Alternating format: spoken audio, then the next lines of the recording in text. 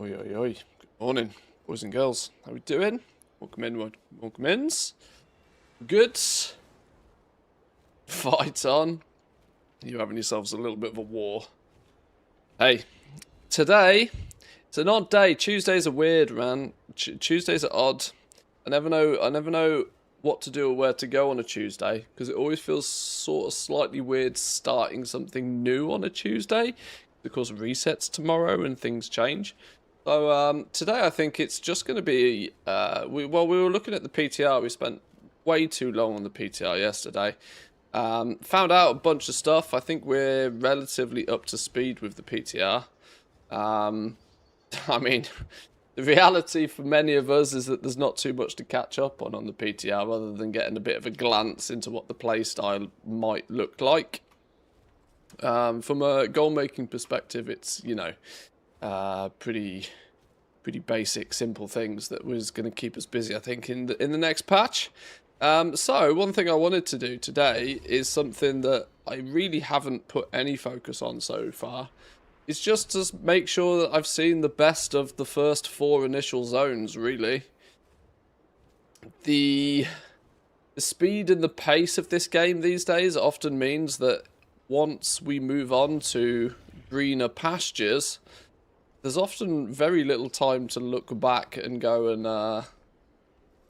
do what needs to be done in past zones. Now, Eversong Woods and Zuluman, I think are 2 zones that I've pretty much seen everything that these zones have to offer. Now, short of trying to 100% ATT in them, we've got pretty much everything done in both of these zones. I mean, I've got the meta achievement. Spent a lot longer in Zuluman, just purely from herbing and mining and doing some farming and stuff out here.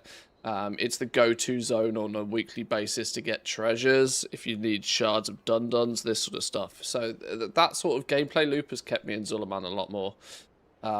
And Eversong Woods, it's the closest one to home, meaning that, you know, if you just want to go and entertain yourselves for 10 minutes, then boom, hey presto, and you go. So I think today is either pick Voidstorm or Harandar, and I haven't really decided which yet. Just pick one of those and then go and make sure that we've seen everything that is possible. And our tour guide for this is probably going to be the mini meta achievement, which gives us the brilliant petal wing. I've, no surprises, only completed the Zuluman side of things. But I should probably work on this. I can't believe I'm missing something from Eversong. What are we missing from here? Runestone Rush. Oh, defend all of the runestones. This is just, okay, this is just accidental that I've never done this. Erindar River runestone and the Sunstrider Isle runestone. Is there any way to trigger these specifically? Can I just go to them and defend them? Or does it have to be the right one at the right time? I think these are a right place, right time situation, aren't they? Get a quest to do it. Oh, this is what? This is the river one I haven't done. Charge the runestone, complete the event. And there's one up here as well. Just go there, deposit the Arcana. Is that as simple as it is? Oh, I can go... Can I go do these? Well, I mean, we've got to start somewhere, right? Got to start somewhere. Get on to welcome in. Good morning, good morning.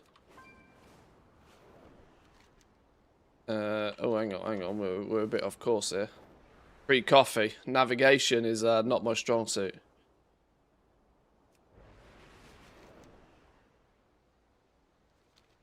Our training grounds are riddled with pests. Your years of experience should allow you to swiftly handle this matter. Why can't I interact with it?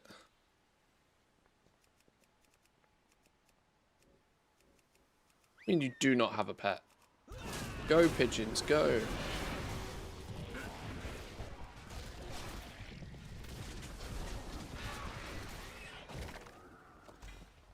Are the ones that...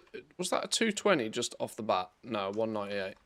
Are the ones that you can okay, we need to figure this out. I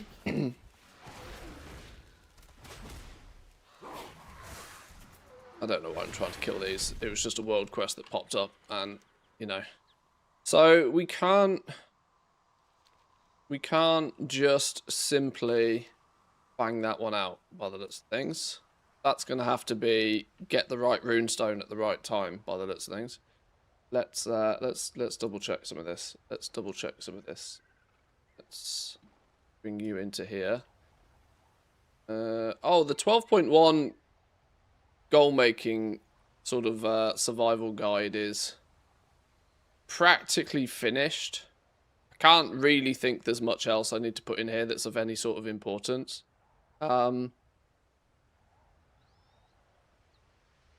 I tend to have, well, some people like it, some people don't. I tend to go off the deep end on detail sometimes, and it's of benefit to some, but it's also a dramatic negative to others. This is already like 22 pages of screenshots and like basic info about what's going on, which kind of makes me think that's probably enough. That's probably enough. I think that sort of does its job nicely. Anyway, squirrels. Where are we going? Runestone Rush.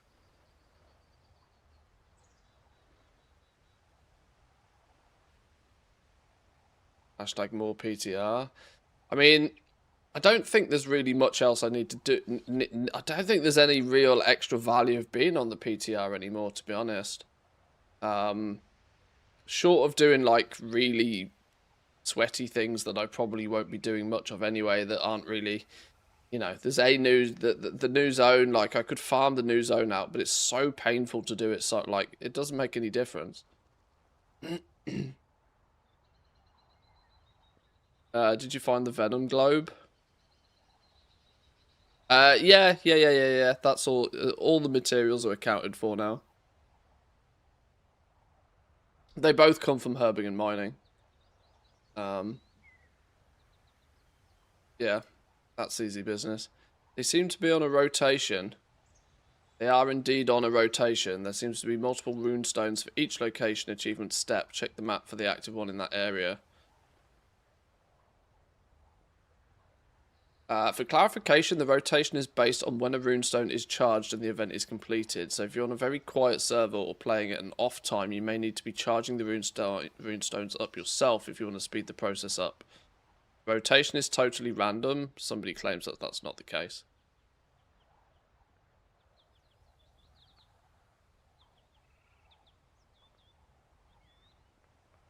After one is defended, the next one becomes active.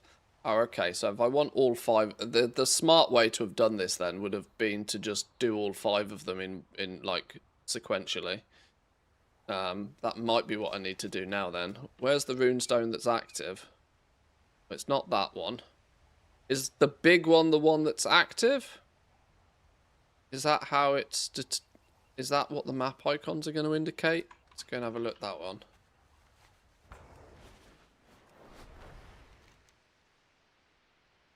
One, two, three. There's like one over here somewhere. How are we doing, Tommy Trader? Welcome in. Good morning. Hope you're doing well. Oh dear. Pre-coffee Manthius is a bit rusty this morning. Have I not finished the soiree stuff for the week? Why does this keep flashing at me?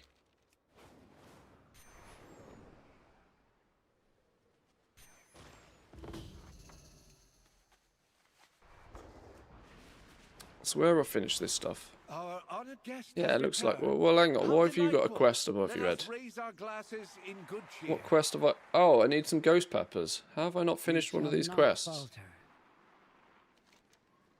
Where do we get the ghost peppers from? Hello? Map? Talk to me? I don't see a quest icon. Oh, what have we got going on here? Ghost peppers. Alright, we'll have to go get that in a minute as well. slacking. Massive slacking. Big slack. Was this the one we need to charge now? Well, this one's not active either. Oh. Yes, it is. Somebody's activated it. That's alright. Fine. Well, we'll help them with this one then. And then we'll move on to wherever the next one is. Easy. Saw that you got the epic fishing rod. Never thought I'd see the day. Did you fish up the mountain void storm? No, that's one of the things on the to-do list. I want to, before 12.1 actually lands, say as much of a fond farewell to the first 4 zones as possible. The pace of the game these days doesn't really allow you much of any time to go back and do past content once it's no longer the current thing. So I'm going to attempt to get basically all of anything I ever want to get done in the first 4 zones done before the end, and getting the fishing mount from the Void Storm will probably fall into that category. It's actually very easy if you have the new fishing enchant. I mean, yeah, my fishing rod is fully min-maxed, so just a case of standing there and doing it for a while, I think. From what I've seen, it's not too difficult. There's a 7-day wait on the egg to hatch as well, isn't there? That I should probably be aware of.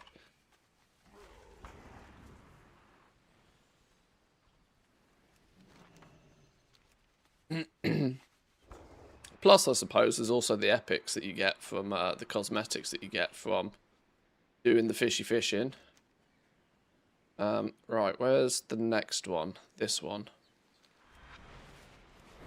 I'm just going to have to chain all 5 of these, I think, to get the last 2 I need, probably. I think I've got more of the Arcana stuff than I know what to do with, so it's fine. Ginny, welcome in. Good morning. Good morning, good mornings. You don't need to hunt the orbs, you can just stand in one spot and fish. Yeah, I'm pretty sure that's the case. It's meant to be much easier this time. I'll not do the Discord ping. Oh, I tell you what, I pinned the comment about the Discord and then forgot to ping the actual Discord. I always remember to do one or the other. Let me charge this runestone up and then we'll do exactly that. No matter Oh, welcome in. Good morning. Good morning. This Good morning. poison serves no purpose beyond destruction. Can't not pick up one of these things on the off chance that it gives me the off chance that one day it gives me a recipe.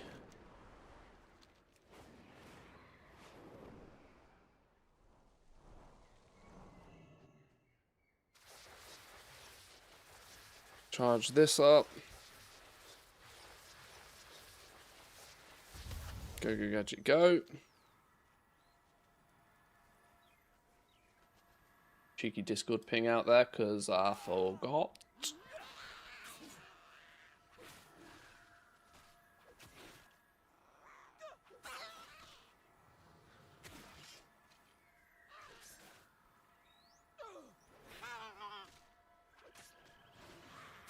Sounds like I'm dying in the background. Or foreground. Oh my god, I am.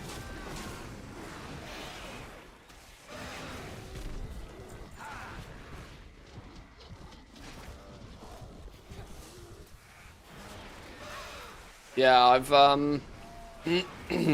after scouting, I mean, I don't know what, I've probably spent 20 hours on the PTR for 12.1. I mean, that's in total, that's not like recently, but that's like combining first look at it a few weeks ago, keeping an eyes on it, and then a bit of a playthrough the other day. I think after about 20 hours of playing the PTR, I'm in a, you know, I got a reasonable idea of what's going on with it. And I think it's going to have to be 12.1 is going to have to be all about decor. I don't think there's any chance. I don't think there's any choice in the matter. It's going to have to be all about decor. Because mass crafting ain't going to cut it. Mass crafting ain't going to cut it.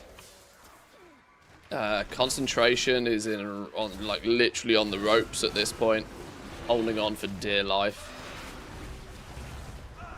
I literally died. What's going on here? The handful of new recipes are going to be real 50-50 if you're going to be able to extract any value out of them.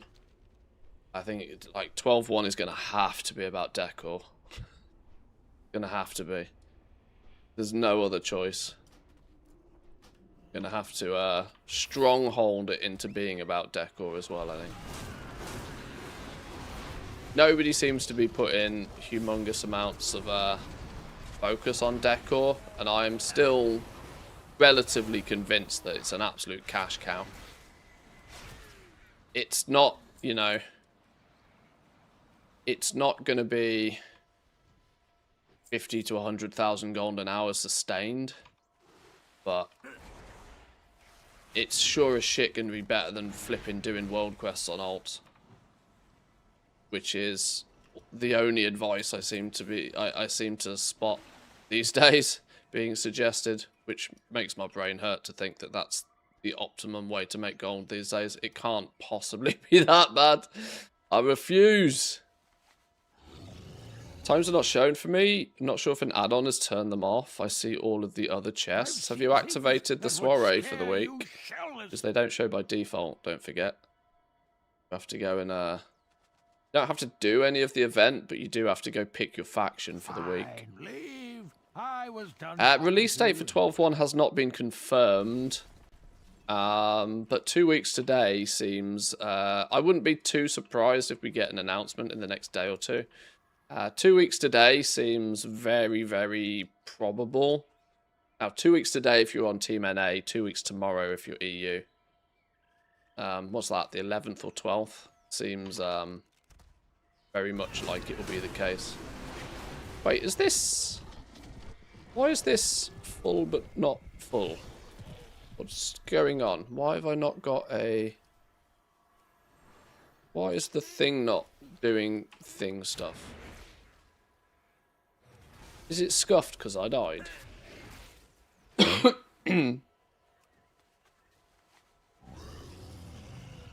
Greetings, sir and/or ma'am. Come back with some better stories.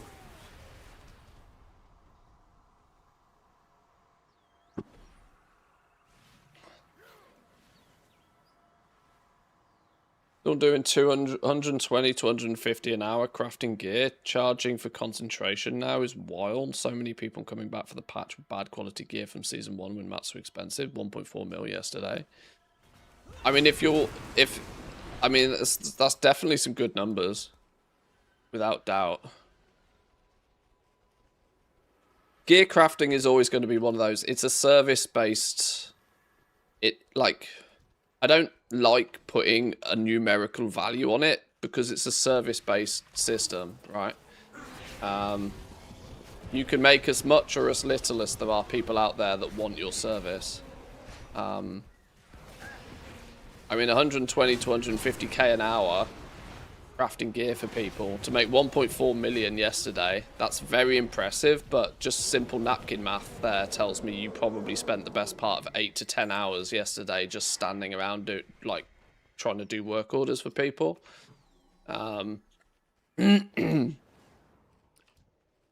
Which is a choice for some people.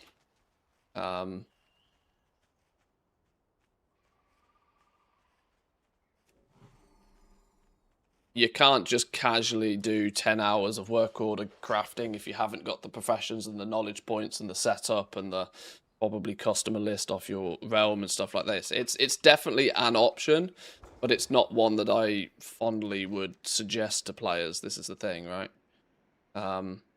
In my position, I'm more inclined to try and find solutions that are more reliable. And it's the same with boosting. It's why I never recommend anybody really get into boosting unless they really want to go hard with it, because there's no... It's not overly reliable. It could work for you, but it could also just as much not work for you. It's the same with the mass crafting. I know there is still profit to be made in mass crafting, but I'm just not confident suggesting it to people because there's so much risk involved with it that most people aren't willing to kind of like understand the risks in it.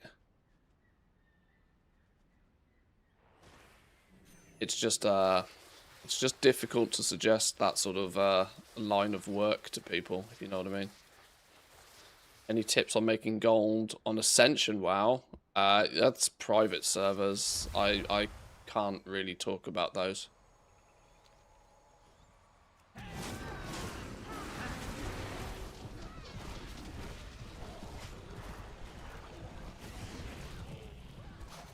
I mean, knowing private servers, they're probably completely pay to win in most cases anyway.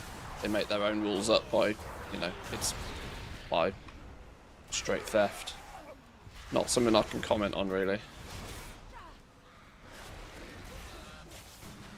Made millions with the crafting orders for people. Yes, it's worth a lot, but will I ever do it again? Hell no. Felt like playing customer support.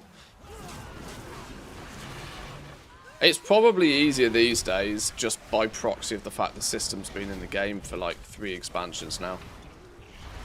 Other than that very occasional person that's absolutely never used the system at all, you're probably finding most people have a reasonably good idea of what needs to be done with a work order these days. So I don't think it's quite like the days of the Elemental Lariat where fucking nobody knew what the hell was going on and inspiration required recrafts and all of this sort of silliness going on. It's probably not as bad anymore, but I get that I get that just dealing with people that would rather not be dealing with you and would rather be dealing with a vendor is challenging.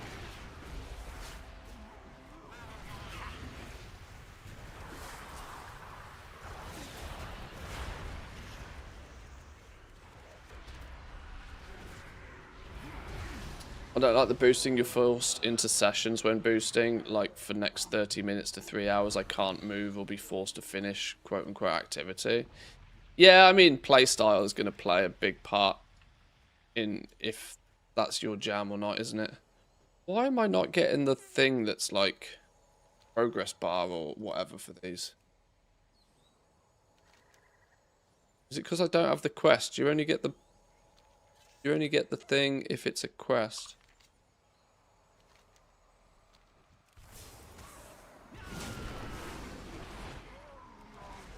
Not get sliced by these laser beams.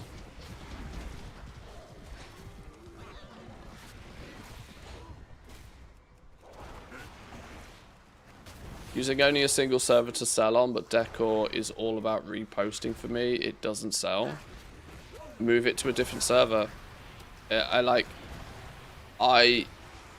understand that people play predominantly on one server, but the game doesn't work that way anymore.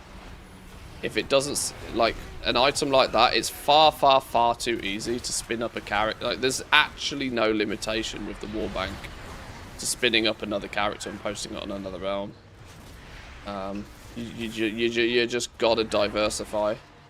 Midnight's turning out to be a really interesting expansion in terms of that you actually have to... It's diversify or die. There seems to be very little focus on anybody really trying to push the boat in a different direction. This is why I'm convinced Decor is the win. It's just people haven't really pushed it yet and it's not been publicized as very well.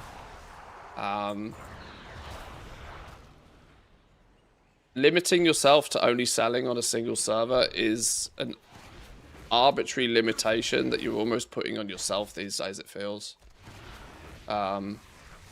You just have to, if you struggle to get the sales on your one realm, move them somewhere else, or repost, or post for less time and repost more frequently. You just got to play the auction house game. The auction house game isn't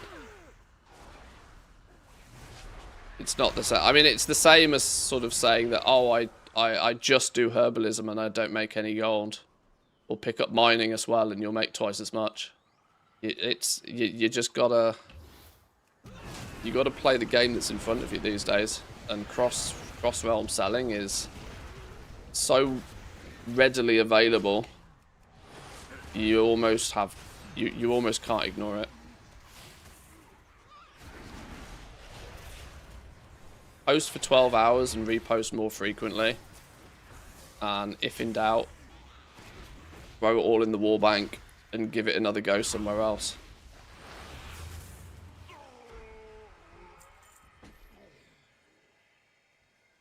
Now, why does it say 5 minutes? Is this one?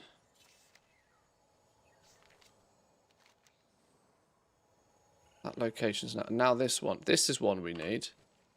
That's now got a 5-minute cooldown on it. Is that what this is saying? Stable for now. Moonstones are weird. Can't quite get the swing of this one. Poppies are invisible. There is 2 doges in here today. Alma and Nipsa were both here. Oh, Nipsa's right behind my chair. That's a very dangerous dog. Alma's probably under the sofa. Alma's she's having her first lady time. So she's a bit confused with what is going on. She's a bit more tired than usual and a bit more lethargic. Also why we're keeping Solo separate a little bit just to begin with. Although Solo has had the snip, like, there's still bonus lady smells floating about, if you know what I mean.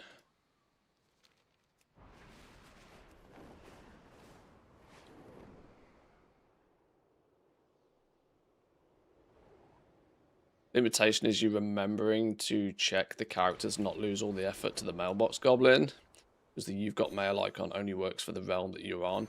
Yeah, I don't know why that's the case. That seems like such a weird sort of limitation to the system. It's probably just some amateur hour bit of coding that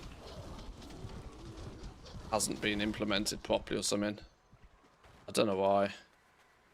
My strat for selling decor is to keep 20 to 25 on multiple servers, but a minimum of 10. Something's under my cheapest set price, I just don't post it. Take it to another server. 12-hour postings. Do a check on them twice a day. It's relatively time-consuming, but very profitable. This is it. This is it. This is, and you don't need to be doing all flipping 80 realms. I mean, you go as far as your stock allows, really. Would be my suggestion. The barriers to entry and the facade of lumber not really having a value are 2 very significant reasons to why there is profit in crafted decor. You just have to be a well-rounded goblin to make decor work, which is why I really like it as a system. It forces players into being good all-round goblins. You have to learn how to farm efficiently and effectively and optimize your time spent farming the lumber. You then at least have to gain some of the foundations of like setting up crafting professions, how to do your restocks, how to manage the inventory of restocks, this sort of stuff. It pushes you into learning the basics of TSM quite quickly. And then of course decor is going to also relatively quickly push you into learning how to be a better auction house goblin as well. But the basic post it, forget it on one single realm might not be enough effort to get the results out of it. So you kind of got to play all aspects to make decor work. But when it does start to work, it scales almost indefinitely.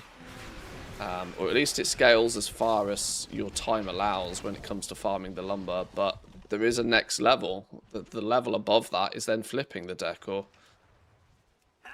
Once you do start understanding what the lumber's worth, what it takes to craft it, where and how to sell it effectively, then you can start saying, right, well, I can optimize this further by taking some of the proceeds from my sales and buying some of the decor items that I see other people posting at more incorrect prices, or just, you know, deeper discounts for quick sales, that sort of stuff. It's got a nice long tail to it when you really want to expand it.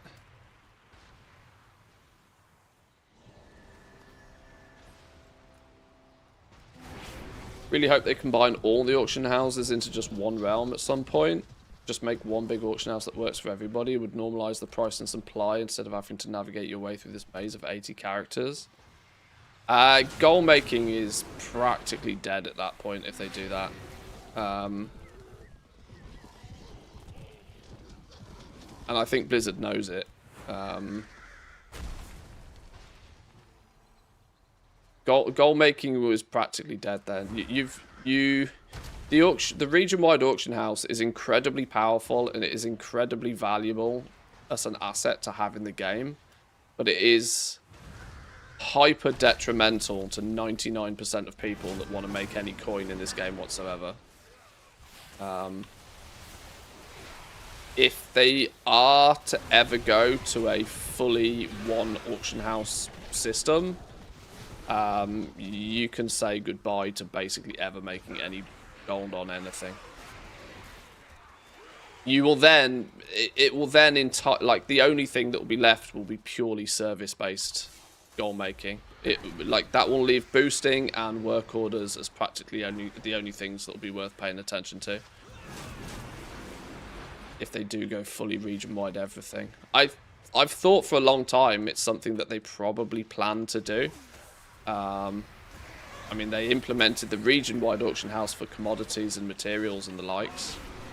And I thought that that was going to be stage one of them slowly but surely doing everything.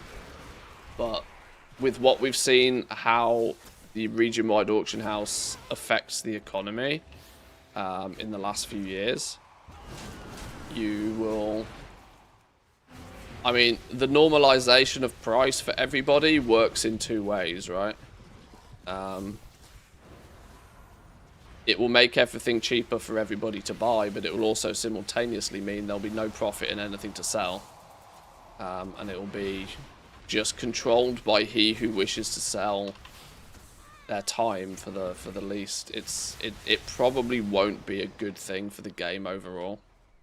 Everything to go region wide. It's why now gear is the only thing that's sort of a bit of an anomaly. But for the most part, the only things that are sold on individual servers are predominantly cosmetic things. Pets, toys, decor, low-level gear, which predominantly only... There's only trade on low-level gear for the most part for the purpose of transmog. Current level gear is the only exception to that rule, really.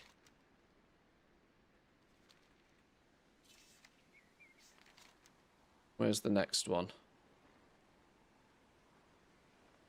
Aha, it's that one. It's the one I need. It's the river one.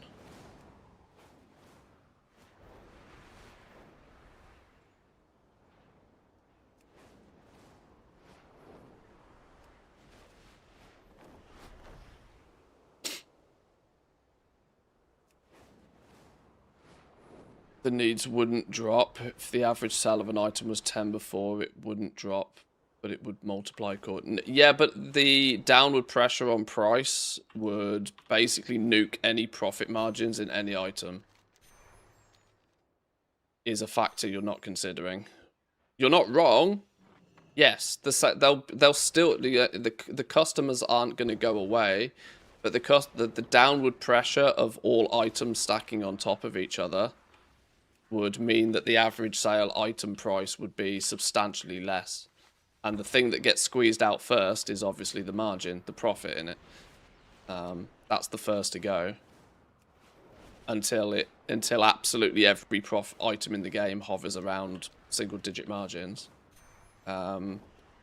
The scarcity factor and the ability for markets to be reset, because I don't know, like, this is why, say, mounts like the Vial of the Sands, for example, for the vast majority of people have very little margin in them. Because the downward pressure is already strong enough on a crafted mount like that to keep the prices at very, very slim margins. Even though they're individually sold on all 80 or so realms in the EU. The vast majority of quote-unquote big transmog sales only happen because there's only, you know, there's 1, 2 maybe of an item listed on the auction house at any given time, and it takes very little for that item price to be reset or manipulated upwards. You know, one person's item expires, that gives another person an opportunity to post at their normal price, which bumps the price up, and then the people follow in suit. This doesn't happen if you're stacking 500 items on top of each other. There's zero opportunity for the price to be reset. It entirely results in low frequency sale items will be in abundance all the time. There'll be practically no ability for the prices on anything to ever be reset or to go back up again. It would in essence kill the transmog market instantly. Things like crafted decor would be done instantly. It's just it's just how the market economics work. The scarcity factor is what allows for some items like transmog and decor and pets and mounts and things to actually have some profit margin in them from time to time. Everything in one pool is great for the end consumer, but it's bad for the buyer. It's bad for the seller, sorry. Great for the buyer, bad for the seller.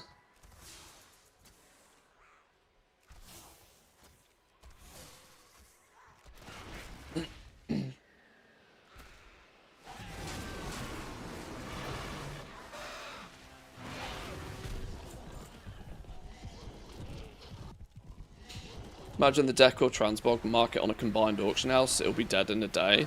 Oh yeah, absolutely. Because it would then be at a point where fundamentally nothing would be scarce. And scarcity plays a humongous factor in why some of these low, infrequent selling items actually have value in people acquiring them.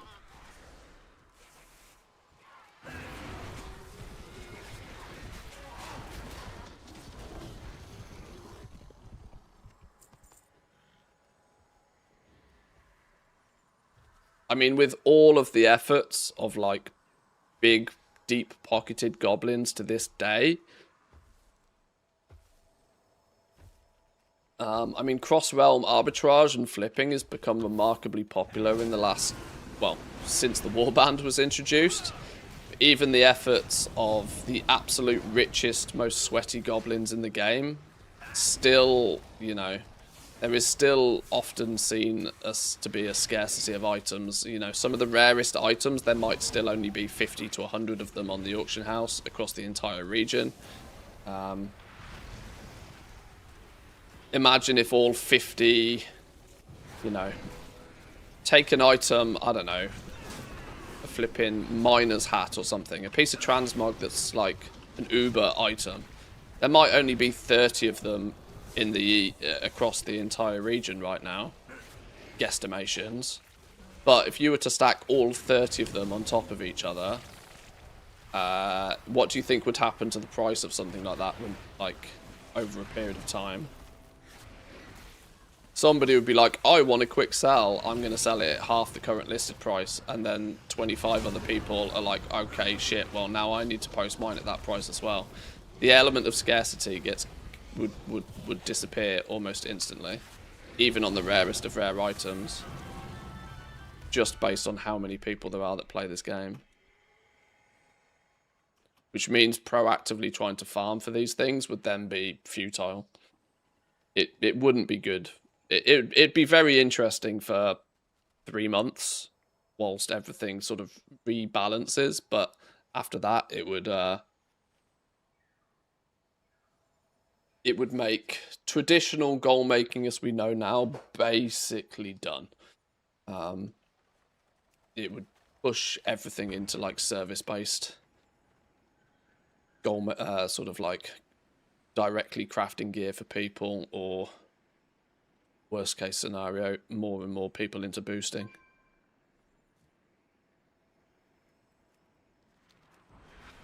Right, that though was the last achievement I needed in Eversong, which is nice. We're officially done with Eversong now.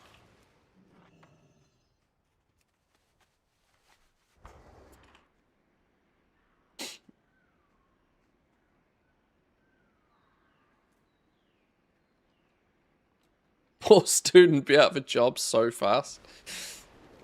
Well, this is it. The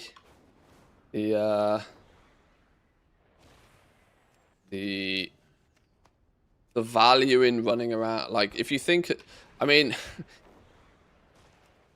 where the transmog market is concerned, we all know that 90% of the transmog market, or at least anybody that's ever watched more than 3 YouTube videos on goal making, will realize that most of the transmog market lives and breathes off the fact that it's hyperinflated.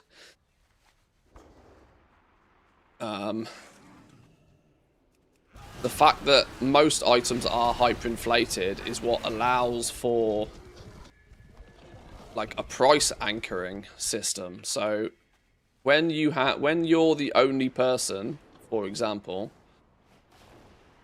we're not going to go into paint on this, but we are going to TED talk this a little bit because I think it's an interesting topic. Let me pick something like ridiculously rare. I'm going to see what the mining hat. What is it called? What was it called? Miner's hat, right. Ignore varieties for a second. The miner's hat, right? There is 14 miner's hats across the EU right now. Super duper mega OP mega rare item. What you tend to find with this is, I wonder if there's actually somebody that holds on to most of these. Well, there's not really. But what you find, right, is that because you very, very rarely see more than one of these items on a single realm at any given point, it basically means it's this is what's referred to as a seller's market, right? If you have it and somebody wants it, you basically have to pay the price that somebody wants for it. This is complete. There's so few of the items. It's absolutely a seller's market. If you have one and you want to sell it, you get to dictate the price on the item. So hence why these people who post it are like, 3-4 million gold. They can post it at that price because they have zero competition. Nobody else can come along and say, well, you can have mine for cheaper, or you can have mine for less, or you can have mine for less. What do you think happens to an item like this, though, when you take all 14 of these and you put them in one room and everybody is posting against them? Now, this kind of happens if you're savvy enough to know that, well, you can come to the Undermine and you can use a third-party resource and you can say, right, well, I'll go buy mine for 970 here. But the vast majority of items don't work like that. Most people are not checking the price on a third-party website before they buy it on their realm. They go to the auction house and they look at the price that is presented to them and they decide, do I want to pay that price, yes or no? If you put all of these in the one room, these would be 200k by the end of the week. Because people would compete against each other, and they like the competition relative to the amount of people that want to buy the item would just drive the price down. Just drive the price down really far. There'd practically never be an opportunity for these items to like get reset. you'd have some silly people that would like try and buy them out and then relist them at the higher price and whatever, but that's not true demand. That's, you know, manipulated demand. It just wouldn't work, you know. You would almost overnight nuke the value of pretty much everything on the auction house if you smushed it all into one.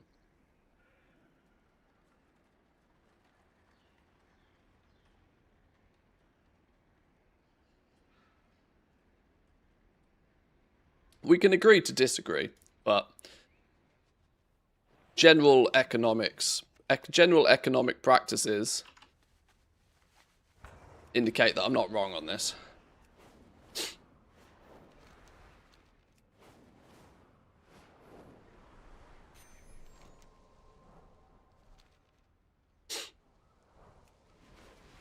The vast majority would never sell at these prices. Yeah, but that's irrespective. It would change the market dynamic from being a seller's market to a buyer's market. And one of the key fundamentals of a buyer's market is that it drives prices down.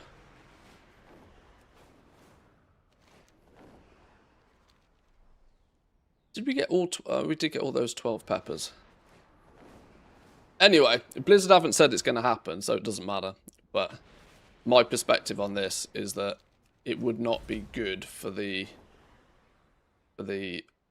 valuation of most items in the game.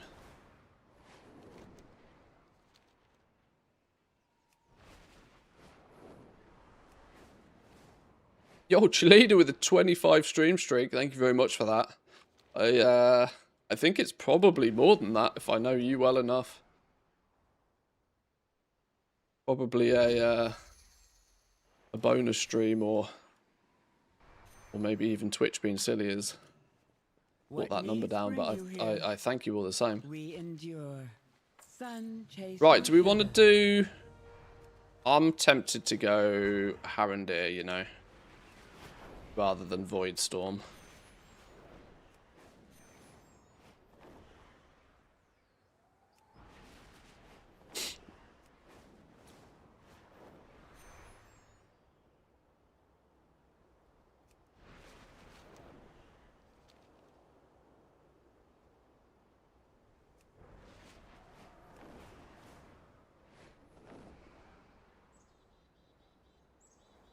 Let's head into the tree. Okay. I broke Windows at the summer house, and then Twitch broke it. Oh, I see, okay.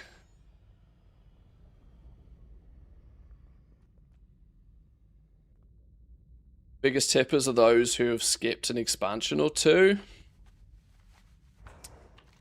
Is that the case? Is that what you're finding?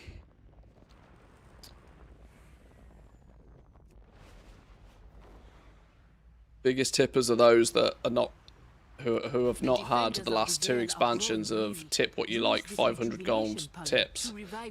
Maybe those that played at the beginning of Dragonflight when, you know, it wasn't uncommon for people to proactively be charging 20-30k for a craft.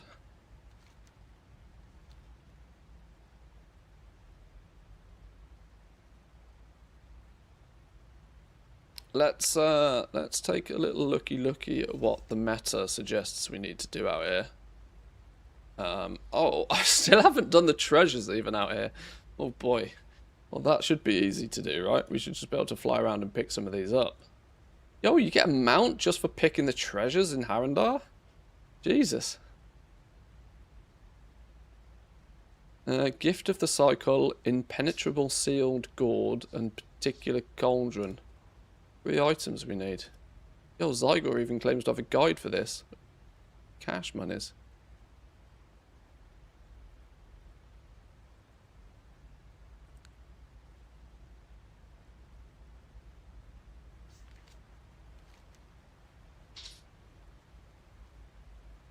Speak to the Elder Spirit.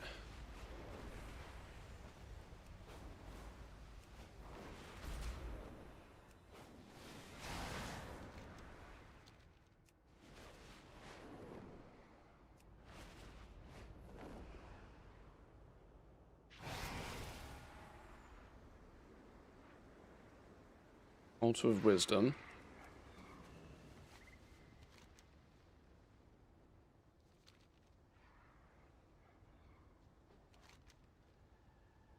Offer up the rolled up pillow to the elder. There you go.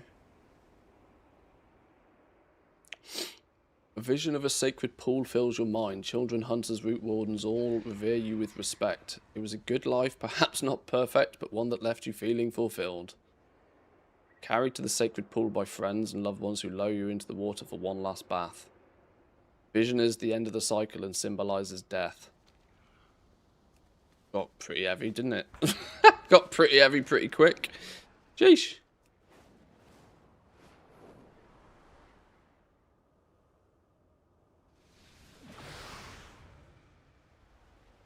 I am in need of more venom. Lost and hunting also knife. more There we healing go. water. Yoink. Since you are in the Alua wetland, would you do me this favor?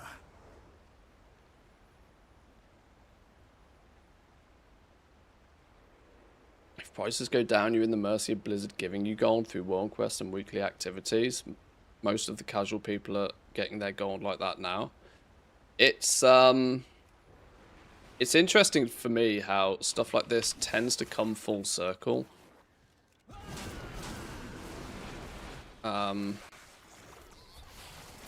But the fact that we are in the tail end of Season 1, and the most predominant thing that I'm seeing being suggested to people in terms of coin generation is to take as many of their alts as possible and just do world quests with it.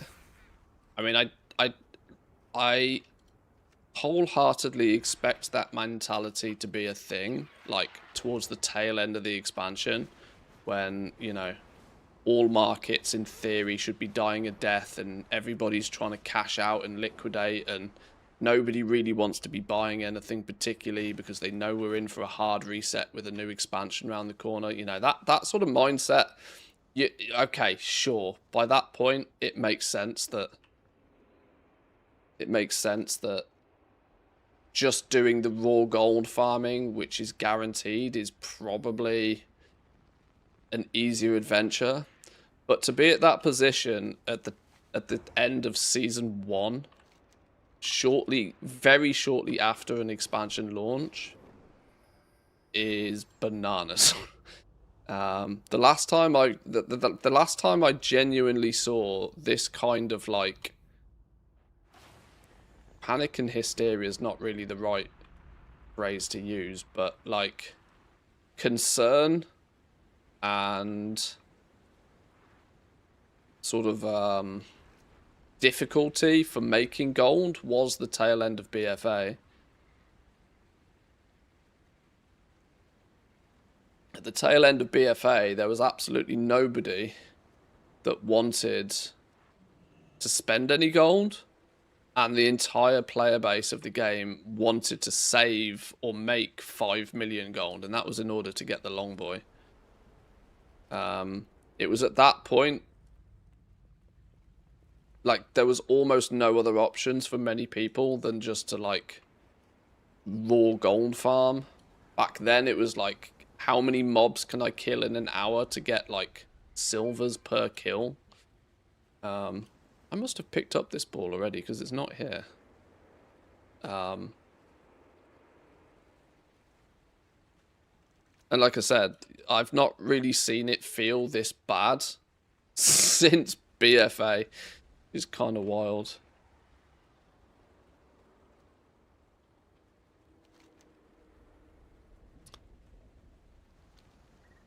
Do I already have the tattered ball? Is it an item that I've already got in my inventory?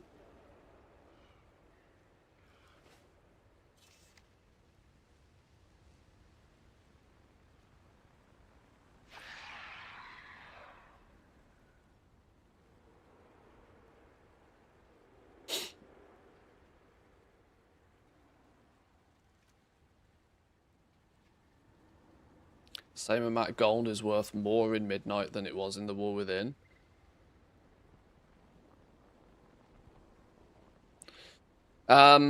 Yes. Yeah, 100k now buys you more than I think 100k did in the war, at an equivalent time in the War Within, for sure, yeah. So if you can get arguably, if you can get like 15,000 gold in an hour raw doing world quests right now, that gives you the same buying power as like probably 25,000 gold in the War Within at equivalent point in time. So from that perspective, it is a little difficult to like do the comparison. There's definitely not a ball to the right of this tent, is there? Definitely not.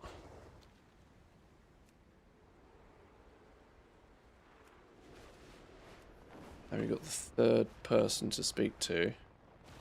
Under the tree root in a pool downstairs in the cave.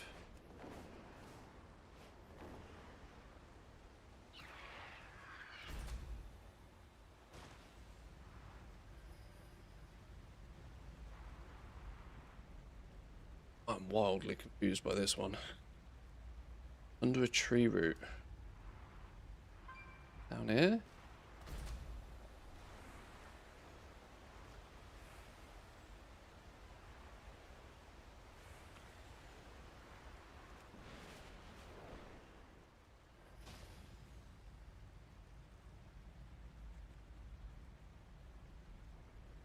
Mining Herbing was destroyed by a bot earlier in the expansion. Same guy was posting about 2 million rank 2 ores in a day. Yeah, I mean, that botting situation wasn't helpful. Interestingly, a good subsection of what was clearly being botted back then has bounced back. That the effects of that were not permanent.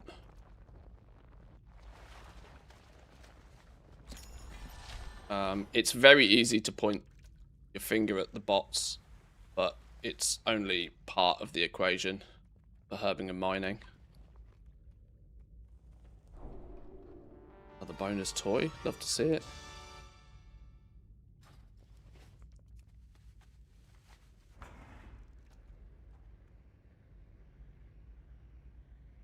Six skinners, you can get 30 to 35 majestic hides. You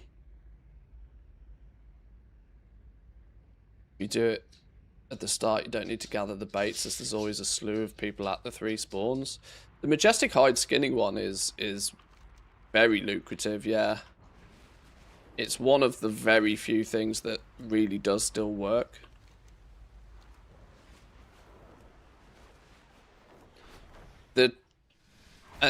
And you touched on there what the real trick to that is. The trick is, as gross as it sounds, the trick is to get somebody else to use their lure. Because the demand on the fish to make the lures has actually meant that in quite a lot of cases, if you're the one dropping the lure down, even if you get the majestic hide, you know, you lose. It has kind of been pushed into either a multi-box farm or you need somebody else to be placing the lures for you. If you can figure that one out, the majestic hides are still pretty good.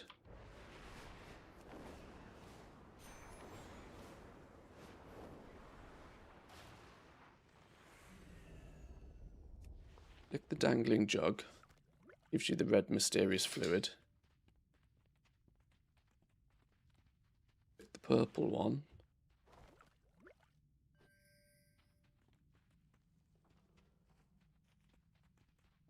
The 2 upstairs.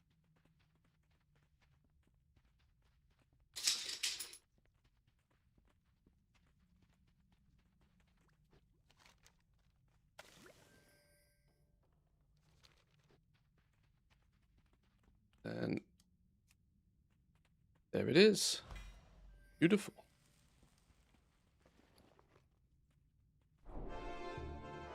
That's pet number 1,825. Holy. Oh, that's total number.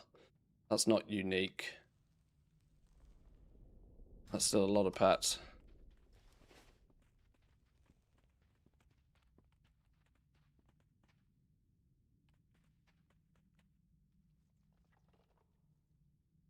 Average tip in the War Within was around 5k. In Midnight so far, it's half of that. So many whispers off people that tell me so sorry that I don't have more to tip.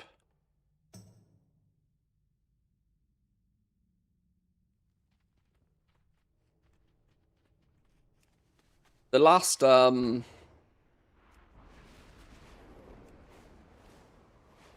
couple of expansions have very much felt like they've extracted. It's so crazy how similar these phenomenons are to like the real world sometimes, but there's a lot of transfer of wealth, I think, that's happened in the last few expansions, which I think Blizzard is kind of sort of trying to combat, but they're kind of losing a fight in battle because goblins will always find a way. But I do genuinely think the average player is like poorer now than they ever have been. And it's weird because a lot of what you see, like the fact that running around and doing world quests can make you 10, 15, 20,000 gold wasn't always the case. It genuinely wasn't. Even when we had like the callings back in Shadowlands, for example, people, you know, the value from that was from the bonus goodie box you got, not from really doing the world quests themselves. There seems to be far more in retail these days, and I don't understand how or why it's changed. Raid logging used to be a big problem, that people would log in, want to do nothing but go into the raid and kill a boss and log out.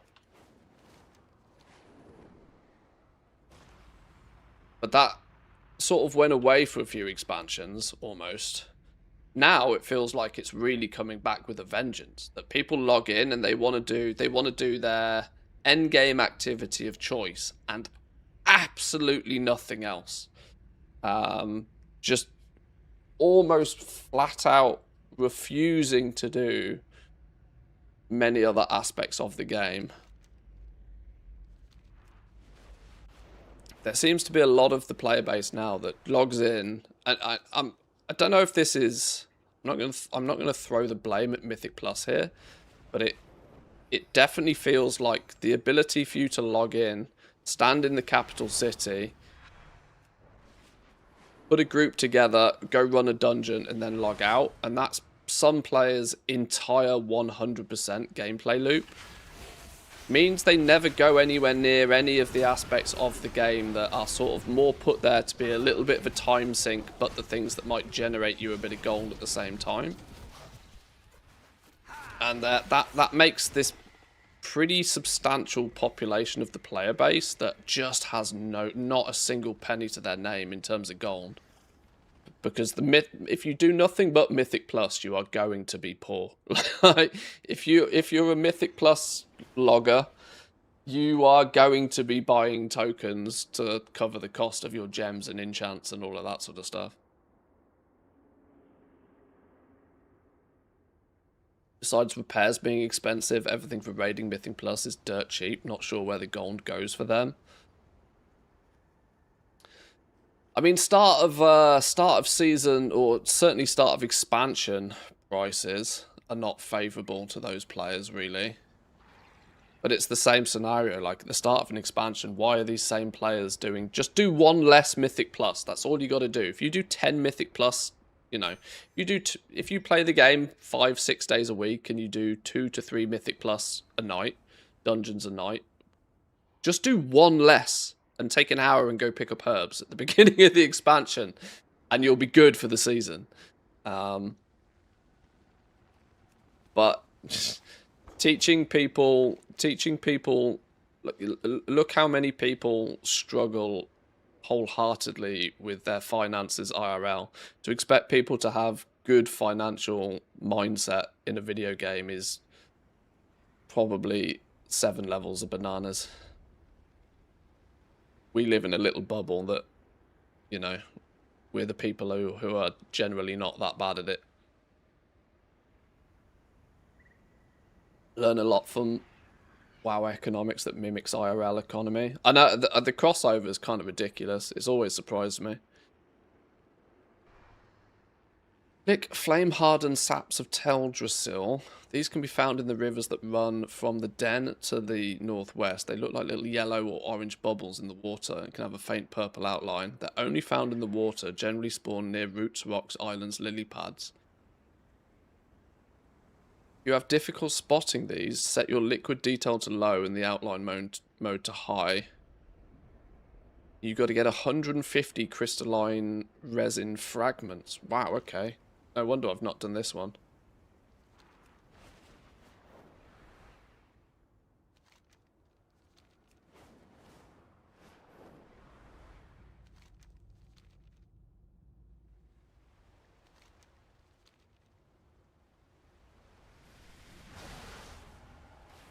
Right, finding the first one's going to be the difficult one, isn't it?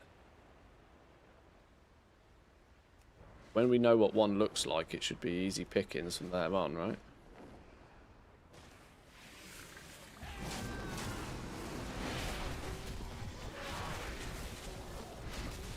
I'm going to try and not...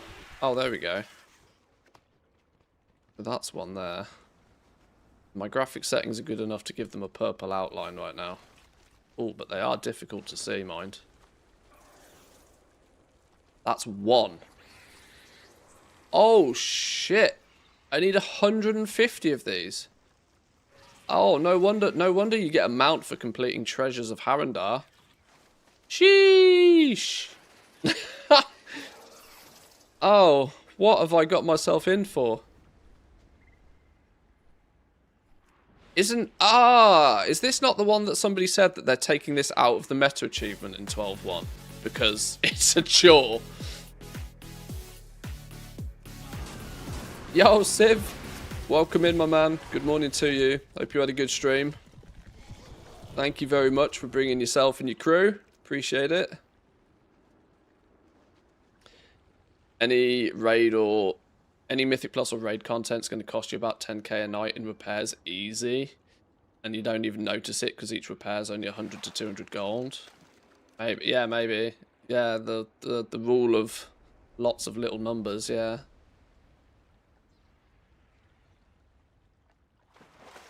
Make one thing clear, the people who raid or do Mythic Plus don't care about housing.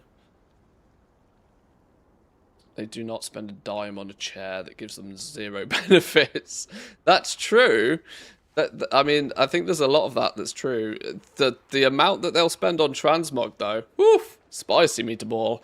I see this firsthand with like the amount of uproar from players about like the what do you calls it? When they made the transmog changes, that was bananas. Oh my god, double raid. Goldson with a raid. Welcome in, my man. Good morning to, well, good evening to you personally, but welcome in, welcome in, welcome in. Double raid, flipping hell. Boys feeling special over here. Welcome in, boys and girls. You've caught, for those joining, you've caught us on a bit of a general Manthias TED Talk mini rant about the state of the game. Oh, you'd have never guessed that, right? But the actual... Oh, did we get 6 then? I'll take 6 in one go. That's better. The main thing we're trying to do is work towards the meta achievement for 12.0.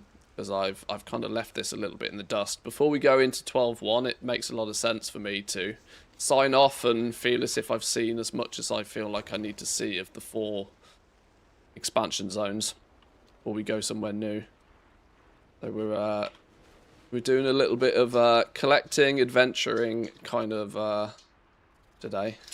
We spent a lot of time on the PTR yesterday. I think we've, for the most part, figured out anything that I think is important to figure out the PTR now.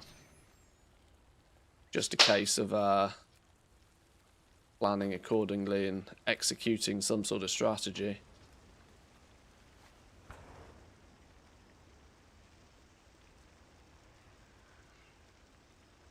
I think you'll find a lot more of a crossover between the less quote-unquote hardcore raiders and housing mod players. Yeah, I'm gonna I'll go out on a limb and say that your mythic raider is probably not that interested in housing, but your AOTC cutting edge kind of maybe. I don't know.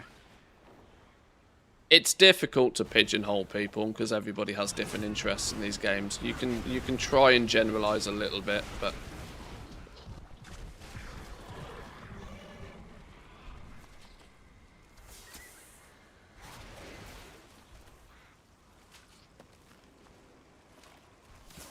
okay, these resin fragments aren't the worst. We also are getting mysterious sky shards by killing things out here at the same time, which could be a double win, I suppose. We complain too much. Everything is fine. We're just trying to nitpick blizzards as always. Yeah. A little bit of that.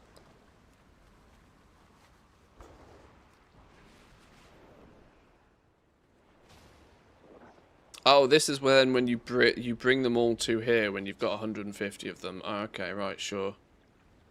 That's our final destination.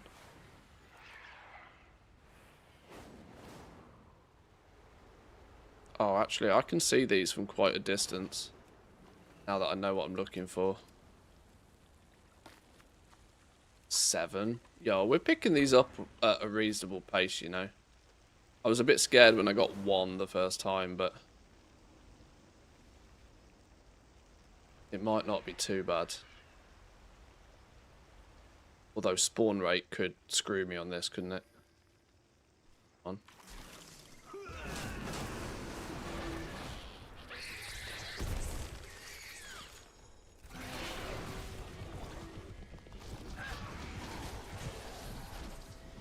Further away, the better you see them. It does, yeah. That does appear to be that you get the purple outline more.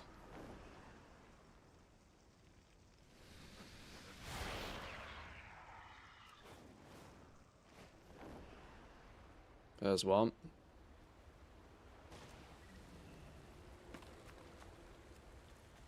Yeah, these are not too bad. Mythic Raider, Transmog Farmer, Decor Crafter, Housing Enjoyer, Healer, Goblin at Heart. I'm just an abnormality that should not exist. I think you are quite quickly falling into the hardcore definition of a player.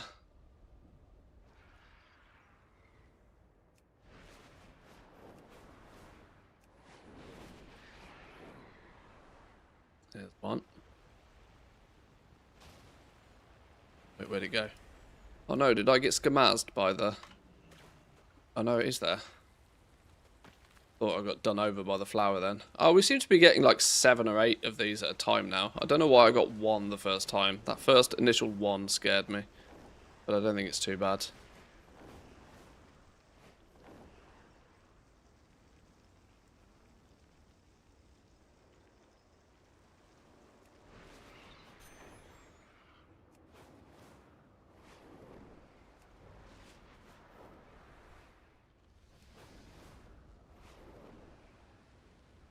Here's one. Lost my level 60 warrior on hardcore, went AFK with an auto run on, ran straight into a dark portal with a bunch of elites. Oh dear. Oh dear. You fucking idiot. Oh. That's funny. I'm hoping I'm laughing with you there, because I hope you also realise that is absolutely ridiculous.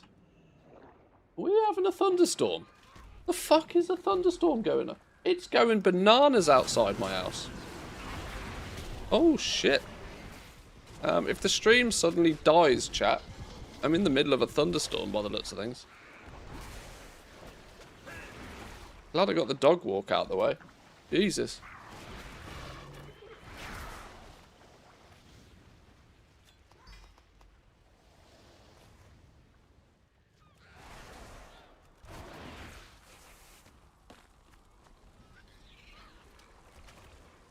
Lost level 22 Shaman as well yesterday. Oof. Not good. Not good.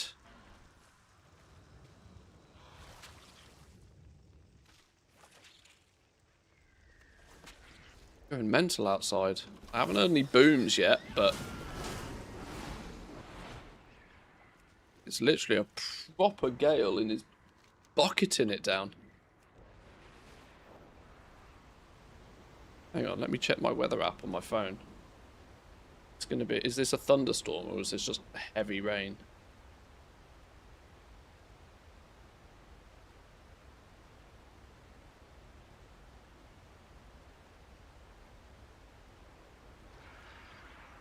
Okay, it looks like it's just heavy rain for about 10 minutes.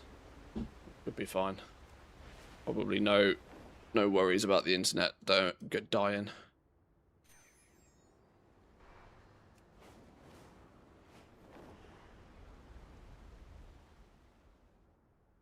Swan. Doink. How many of these are we up to now? How many's that? Where have they gone? They're not a miscellaneous thing. 63? What do we need? 150? Oof. Okay.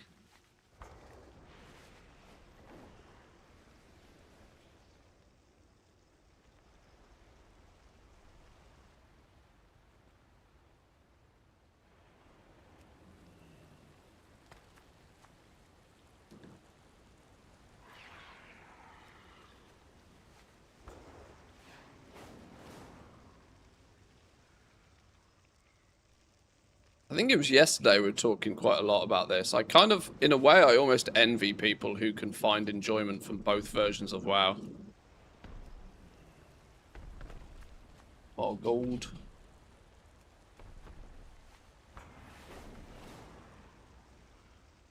It's flipping going for some outside, Jesus.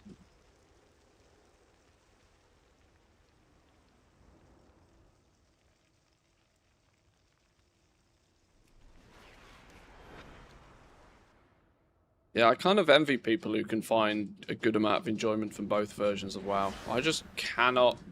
I cannot find the enjoyment in Classic. Or, well... I can. The irony is the gameplay of Classic, I'd go out on a limb and say I probably prefer the gameplay loop of Classic. The issue I have is I've done it all before. It's like, you know... For me, it's the same as like reading the same book twice. It's just not as interesting the second time through.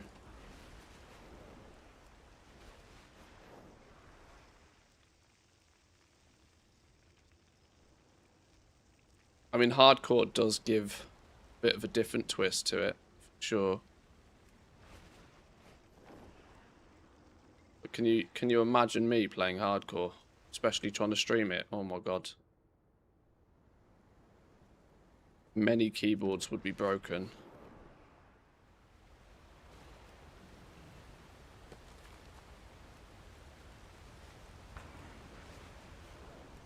Any more by this waterfall? Oh, there's like 2 here. Oh, this is the...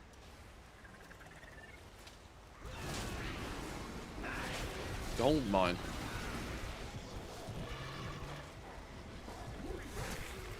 Hardcore's so much fun. People dying in some weird ways is so funny. I think... I genuinely think I'd take... And I think I've just proven that. I think I would take far more enjoyment in other people's downfall of hardcore WoW than I would of actually playing it myself. It's the fat man falls over kind of humor for me. Like... Your pain is my pleasure. I'm a bit... My sense of humour is a bit twisted like that.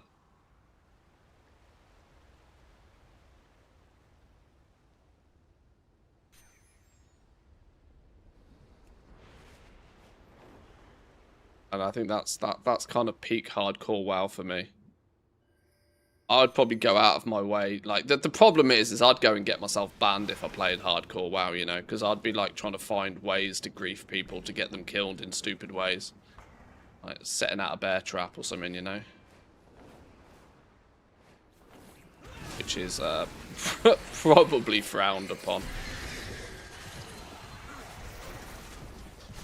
Where's the loot here? I saw it, and now I don't see it. Did I dream it?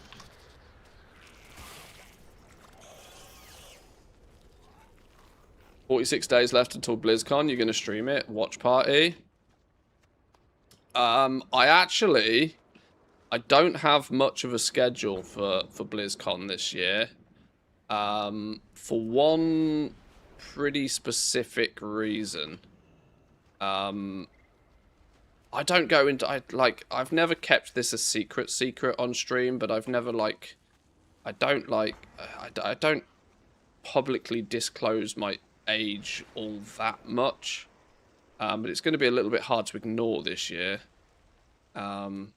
My birthday is in September, and I turned 40 this year. Which is going to clash violently with BlizzCon. Now, I don't want to do anything for my birthday. I couldn't care less. But, as a married man, it's not necessarily always my choice. So if the wife has any plans, it could violently clash with any BlizzCon-related activities. So I'm let me put it this way, I'm not planning to do any BlizzCon stuff this year. If I am free and not doing anything and there is interesting panels and stuff on the go, then yeah, absolutely we'll pay attention to it, but not making any solid plans.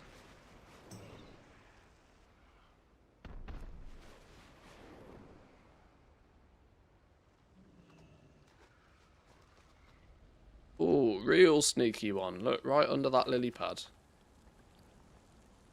How many are we on? 105. Getting there. 2/3 of the way. Suggest a BlizzCon trip as a great 40th birthday present.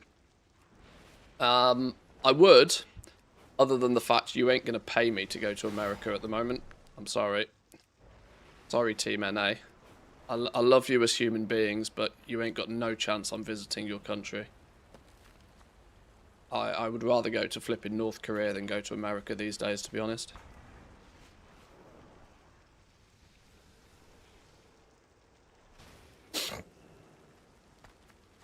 For, no, financial and moral reasons.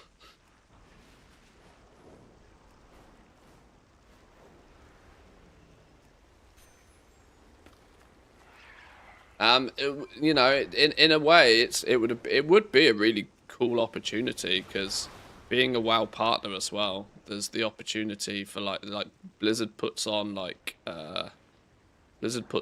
tours around BlizzCon and stuff for creators at or around BlizzCon and stuff. So that, I mean, there would be some really fantastic opportunities there, which I know some people would kind of like pull somebody's arm off for, but sorry, I'm just not going to America.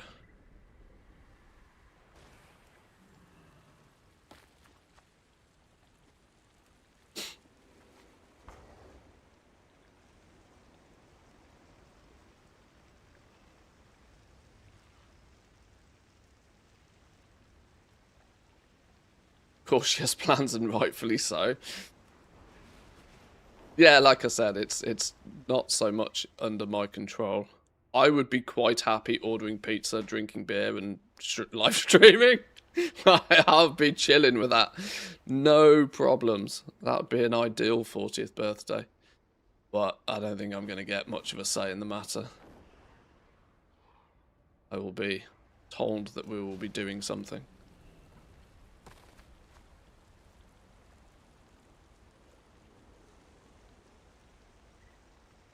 Prepare your phone to enter the USA. We need to see your memes.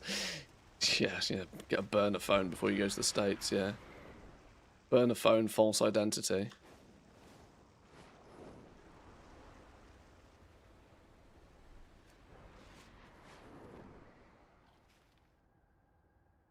No, I love you, Team NA.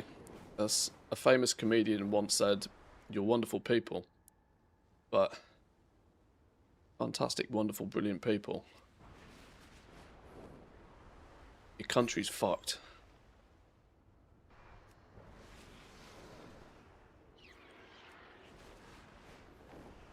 Ooh, 2. One. Wonder if there's an add-on for these like there is for moths. Well, Zygor is just basically said fly up and down this river, like, until you find them all, which is actually not too bad so far. We're up to 132. We're nearly done. Oh, there's another one, like, right there. Yeah, they don't show up on your minimap at all. 139. Oh, this is tracking how many we got. 139.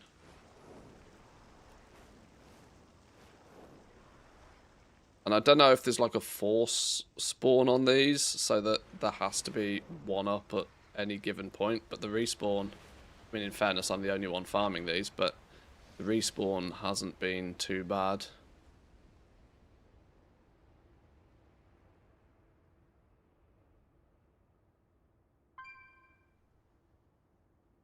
Is that one there? Yes.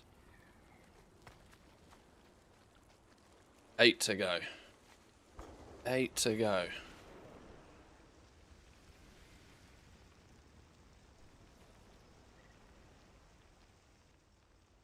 There's one. See it on the waterfall there. Oh, where's it gone? Or was it down the bottom here? Where'd it go? There's definitely one round here.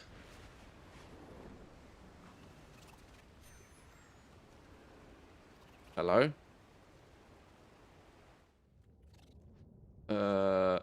Well, there was one here. Maybe it's in the rock. Oh well, find another one. One.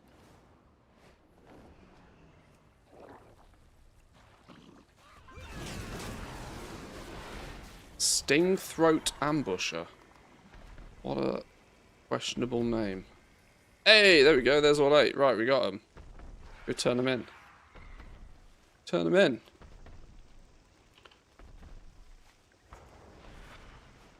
Get 2 mounts out of this. We get a mount from these things, and then we get another mount from the treasure achievement. Literally 2 birds with 150 goo. Boom! Ruddy Spore Glider, Vivacious Chloroceptus, Chlorocerus? Chlorocerocerus. How'd you say that? Chlorocerus, whatever. And the Ruddy Spore Glider.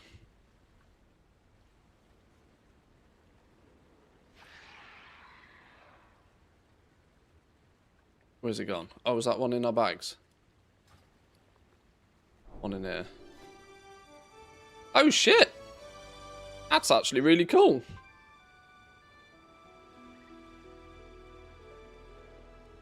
That's quite a cool one, that.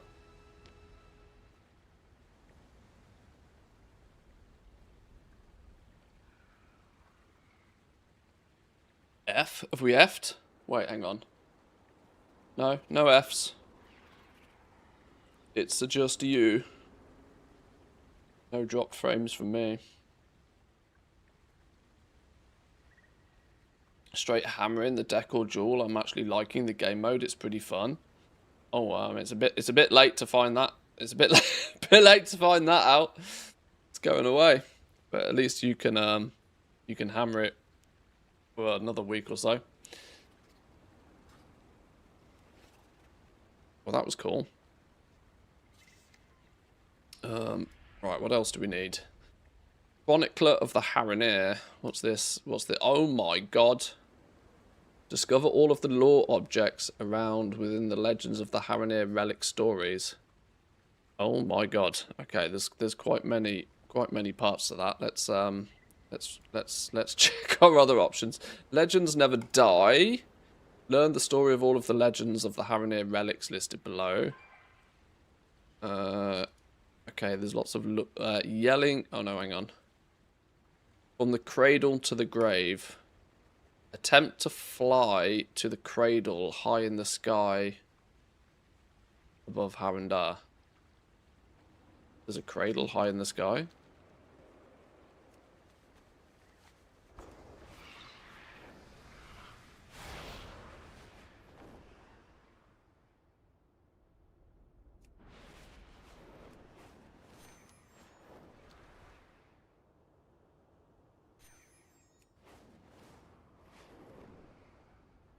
Legends Never Die is one a... Wait, one a week?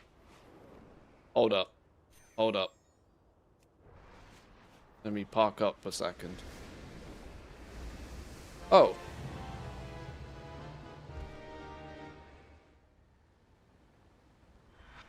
Uh-huh. Sure. Okay. Well, that was an accident. That was easy. We'll take that. Just fly up. Sure. Just fly up. Easy peasy. Legends Never Die. These are one a week. Oh, no. 1, 2, 3, 4, 5. Oh, no.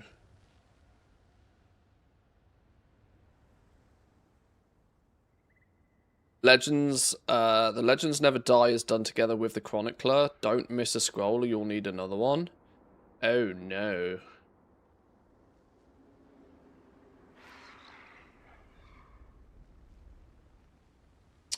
Okay.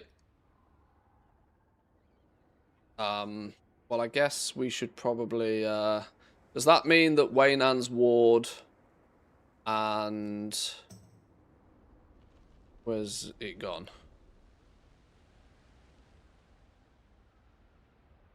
The, look, I haven't even got...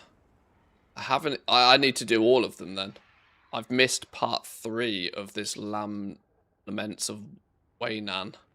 I haven't even got all of the treasures within that. What? Okay, so I'm so far behind on this, it's not even funny. Well, there's only one way to address that, and it's just to get cracking, innit?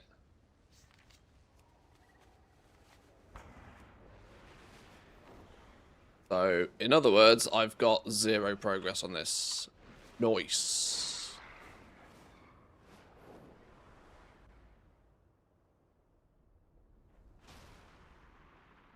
I can teach or learn. Select a relic to pursue. Until we are needed. Oh, at least you can pick, right? So 7 story. 1, 2, 3, 4, 5, 6, 7 stories. Well, I got to do all 7 of them again anyway. So, oh, there's only 6 there. 1, 2, 3, 4, 5, 6. Oh, there's Waynan's Ward. Oh, can I not do it again? Wait, how do I fix this then? Am I scuffed? How's that possible? How do I go about getting the... How do I go about getting this 3rd part if I've already... New BattleNet? Once you do them all, you can choose to do it again. Aha. I was able to use an alt to progress Legends Never Die in the same week. Oh, I can come and do it on alt. You pick a different story.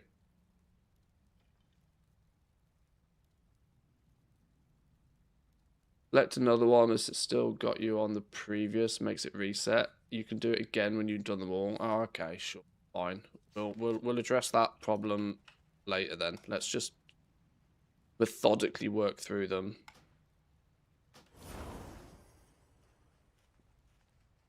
Words?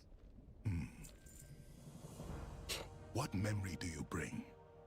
I listen and remember. Alright, Cauldrons of Echo. Travel to the glade, walking memories. Search for the past. Where's it gone? Up here.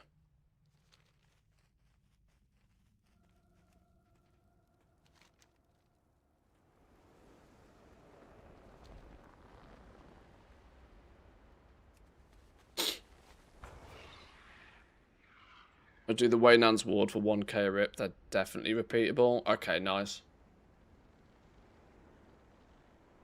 These are so bugged, but it is an easy 1 minute per character for 2k gold. People have been saying that the Haranir event is quick and easy goal making, but I'd never investigated it, clearly.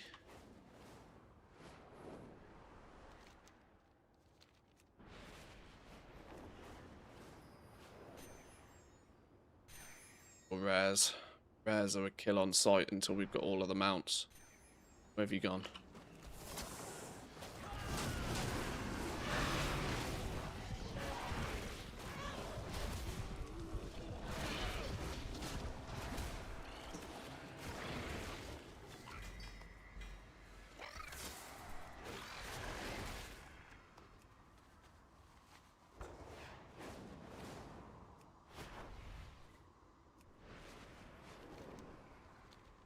Also shouldn't really fly past the wood.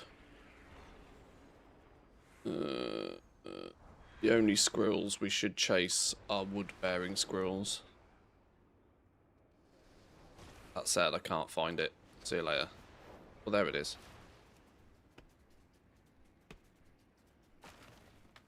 Save me lumber for next patch. Turn that add-on off, it annoys me.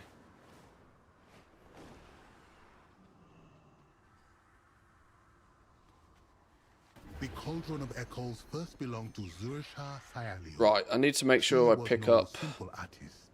She was the bridge to the forgotten. the shiny As the memories shinies. of the Haranir faded, she sought ways to bind them to the world. There's 3 of Colors alone these could not in carry each the vision. story. She needed more.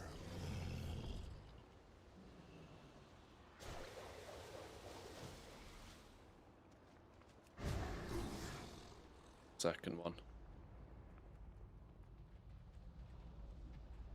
1, 2.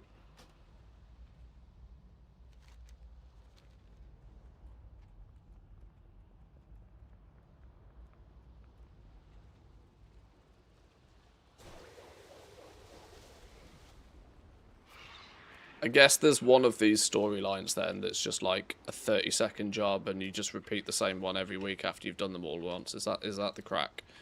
Is that what people are doing?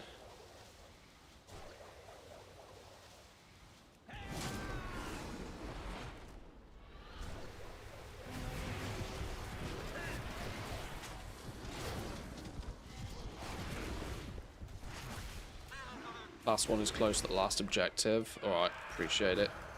The hell is that? Oh, it's quest iron.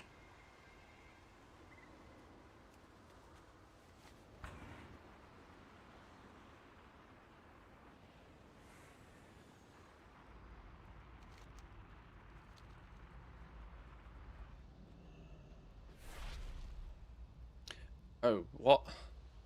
Click the adjacent cells to move the paintbrush and connect the dots.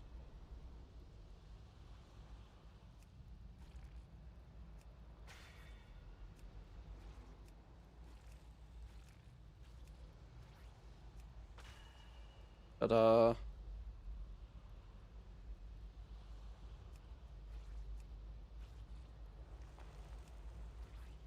Hang on, my UI is getting in the way here. There's another dot down here, isn't there? I fucking guarantee there's another dot down here.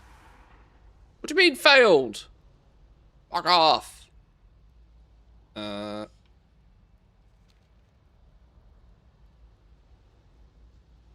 you can just click where you need to go.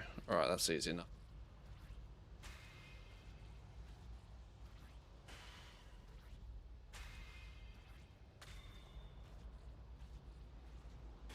Ta-da. You're up and round.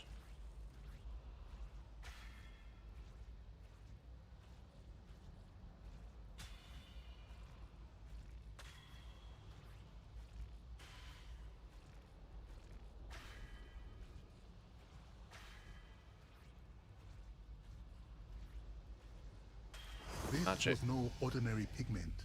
The dust within began Ta-da! to rage. Chaos spilled forth, the cauldron of echoes convulsing as untamed colors took flight. Okay, let's click the thing before we do the thing, otherwise we put ourselves in the same awkward position as we did last time. Which is that it's fooked. Oh, wait, up? How do we do up?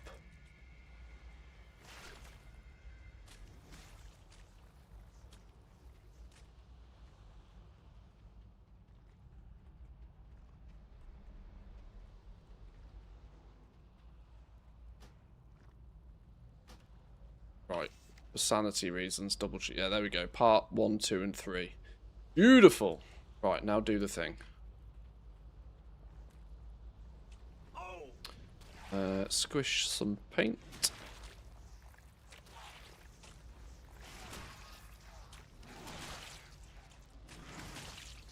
Thalio searched for answers in what the pigments left behind, trying to weave a revelation yet unseen.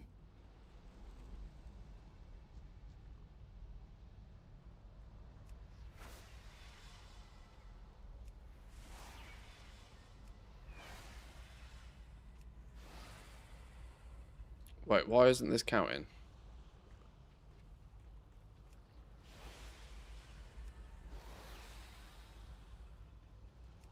Eh? What have I missed? Through Oh, there we go. shimmer, Whatever. Thalio unlocked the secrets of the living paintings. With power entwined with peril, she entrusted that legacy to the Surasha. Great, lovely.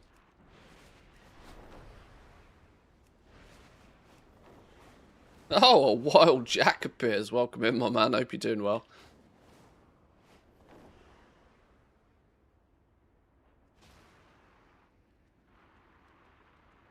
I would love to tell you we're squirreling away on the most outrageous goal-making strategies, but not today. He lives. Week off, so I had some time. Nice. Do you not get sort of much time off in the summer? I mean, you're obviously off now, but...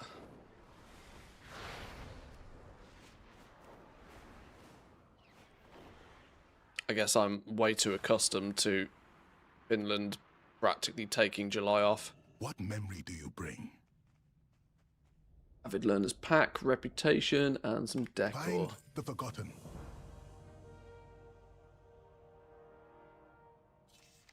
Nice. Now, we either try and do this on alts, because apparently we can do it on alts.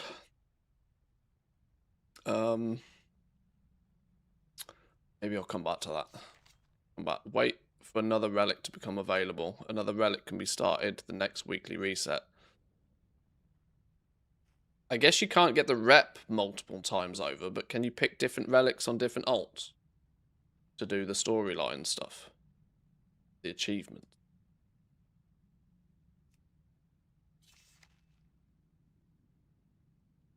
Oh, this is all I've got left to do out in Arendar anyway. Okay.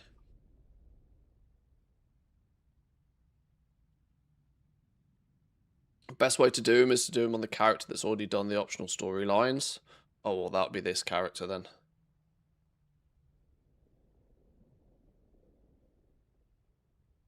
Oh, you got Cutting Edge last week? Nice. Off playing Pal World. Yeah, Pal World's popped off, you know. I kind of half contemplated playing Pal World again. There's part of me that feels I've sort of slightly missed the hype season on it, but I'm tempted to go and pay it a bit of a revisit just in my downtime. I was told it doesn't work, but please don't tell me I've been lied to. Shall I try it on an alt? Shall I bring an alt out here anyway? Like, should we for science? Should we for science just, you know, have a look?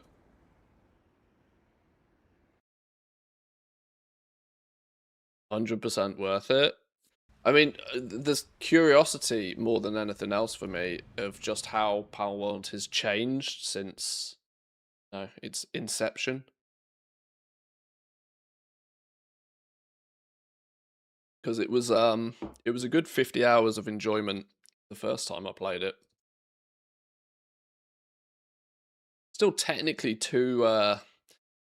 well, not even technically because it's not official yet, is it? But still 2 weeks until 12.1 comes out, so I could probably bang out 60, 70 hours in Pal World in that time. Almost no bugs. The base building's fun. Min-maxing it is like a huge thing. It was, yeah, like I said, it was fun the first time. There's part of me that's tempted to go and have another go.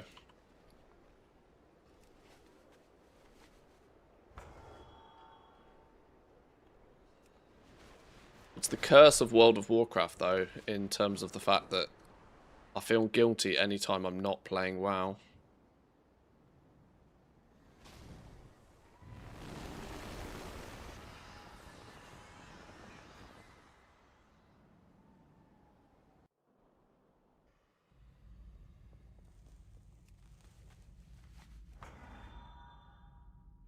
Where did we even start those storylines? There, I guess. See if it'll let me pick up another relic. The defenders of the Vale are growing weary. Use this rejuvenation pollen to revive them.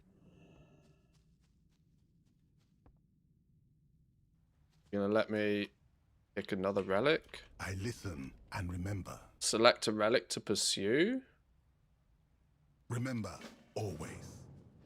Pick another relic? The question is this going to... Well, let's pick this one. You won't be able to change relics until after the next weekly reset. Or... I can teach or learn. Words?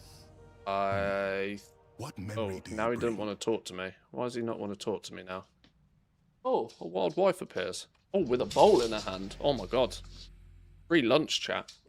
Back in a sec.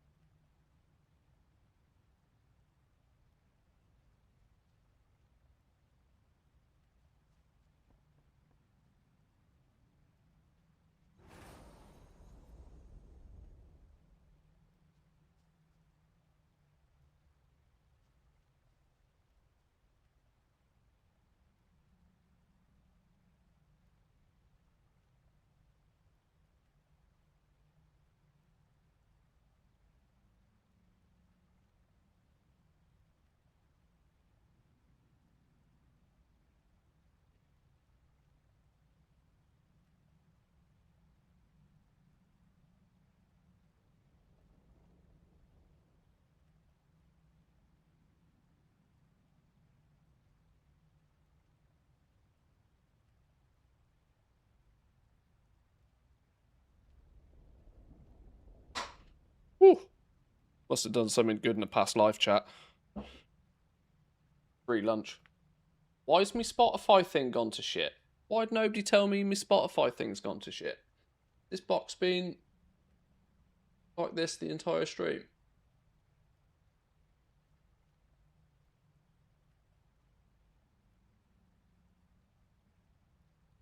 Oh, Cockosaurus. I thought I fixed this the other day.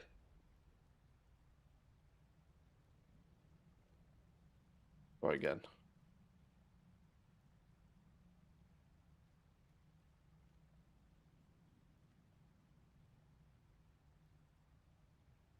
My widgets.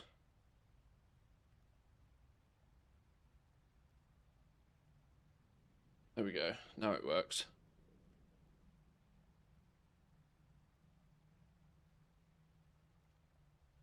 This also claims to give rep, which is been broke the whole stream because start over. Find the forgotten. Back to the beginning. Now we got ourselves some cracking. Oh, that's Doge Cam. Ta-da! Some melon and some my kind of salad, meat and cheese, and a bit of fruit. Nommy nom.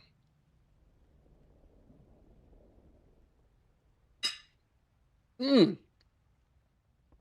Delish. Meat and melons, yeah. Don't know where the cheese comes from. There was even a hint of green. Bit of basil.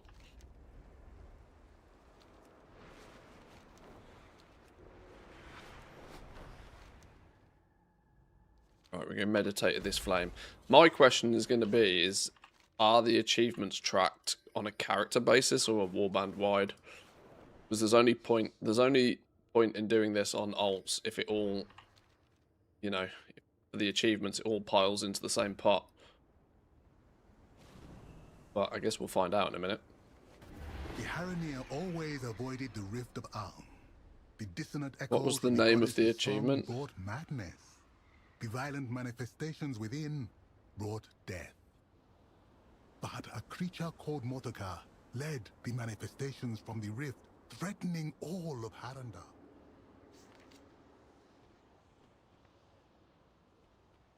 And what are we doing here? Echoless flame located. One in here, look. Right, this will be the big test. If we click on this, and then... Not the right one, is it?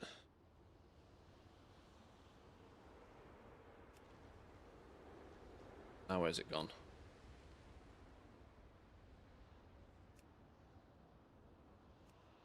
That real quick.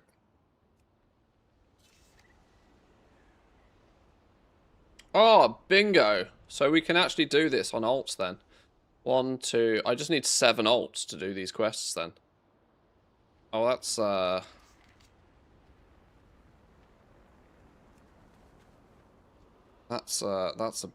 win.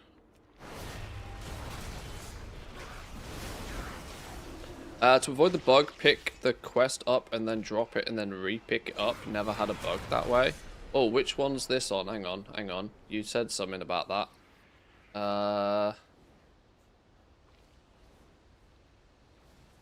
Okay. I actually have no idea what I'm meant to be doing here. Just head towards this thing. Fire this.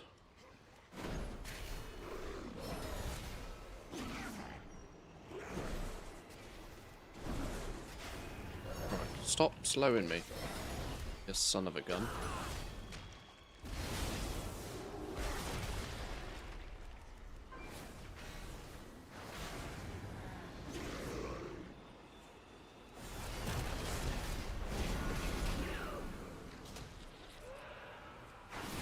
Is, out of curiosity then, Jack, if you're still lurking, how many, who else is playing Power World? Is there a bunch of people who are just, like, already playing Power World? Because, it's one of those that I'm 50-50 about giving it a go anyway. But if there's a bunch of other people that are also playing it and it's of interest to people, then I don't feel quite so bad about also playing it and then potentially streaming it as well. This must be inside somewhere.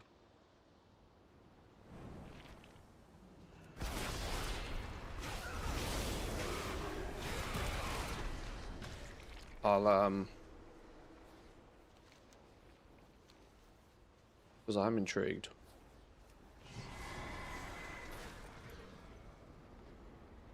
Go inside the cave. Roger. Fucking hell's the cave entrance. I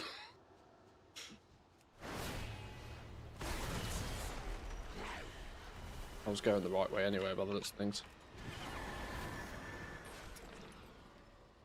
Play it and stream it if you think you'll have fun. It was a good blast the first time. It was good fun the first time. Oh, this is really tasty. I need to stop playing games and eat food.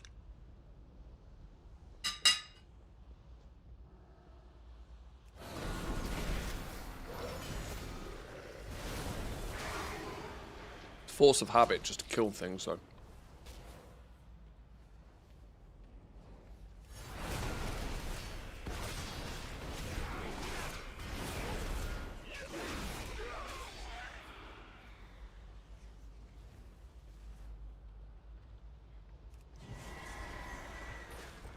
I'm in a little summon in here. Yoink. Let's double check that these are tracking before we move on. I know I need to click this, but I'm going to click this first just in case crazy things do happen. Giving it a go, kind of fun, a lot of interesting synergies with the pals and stuff. Didn't play it prior to 1.0, so I can't really say what's new. I have this kind of like bottomless pit in my brain where all of my gaming information goes into. And it often means that sometimes I get I min-max the shit out of a game and then I very quickly forget about it by the oh, what the hell's going on here? Okay, well, I mashed buttons and I won. But the echoless flame. I know that Pal World is the kind of game that I would instantly try and min-max in it. And oh, you use this thing to make them go boom. Ha, lol.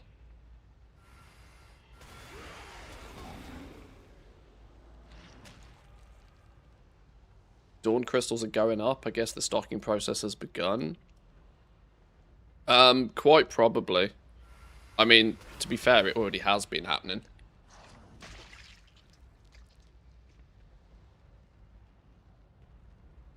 But since Dawn crystals are really the profit margin for enchanting, it's I wouldn't say a safe bet, but not an idiotic move to have a couple of stacks of them. You got the spare cash lying around before the season starts.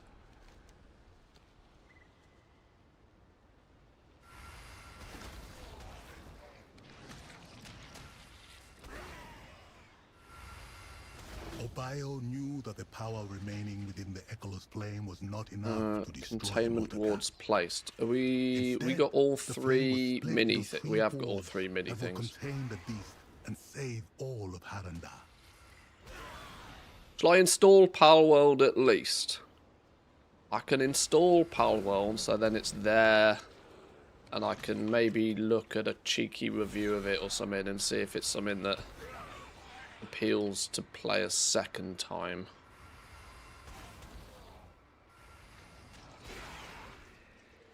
Means I don't make any promises, but it's there and ready if needs be, you know?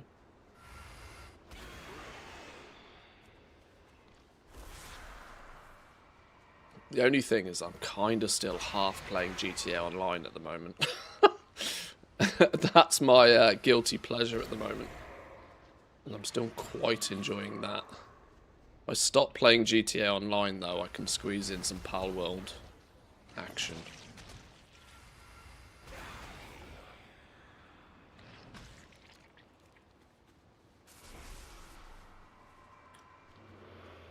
Oh, yeah, alright, chill. Ah, fuck off, Steam. Chill. Mordecai was Oh, contained, we win. but the creature continues Ta-da. to plague the Rift of Aun even to this day. Okay. Bile found Nice. the flames were not all that was sacrificed. She no longer heard the goddess. The So connection remember had to go been and hand the burned quest out of in, her. actually, otherwise it She might saw not in give us this the not pain, but completion duty. award. Immune to the echoes, she hunted the shadows within the rift and trained any who made her sacrifice. I do to think do I'm a the little same. bit behind the curve with Pal World, but The having defenders of already the Vale played are it growing once... weary. Use this rejuvenation Oh, pollen do we to do a revive community them. server? I say this every fucking time with these games, don't I? I'll play it a little bit, see if I like it, and then I'll set up a community server. Do I just do it I listen properly and this remember. time? I'm Search assuming for the community path. servers are a thing in Pal World as well, by the way. Oh, Renown 15. Oh my god, yeah, that's one thing I haven't done. Flipping out. Until we are needed. I did get the 1,000 rep as well, you know. That means you can get like 7,000 rep just by doing these quests right now. As they seem to be repeatable. Or not repeatable, sorry, but you can use ults to do them. Which is not usual Blizzard tactics, but I don't mind it.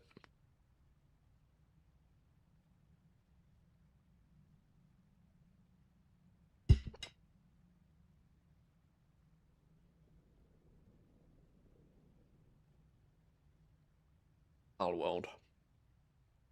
E for Pal World. 40 flipping Jesus. Right. God bless fiber internet. Okay.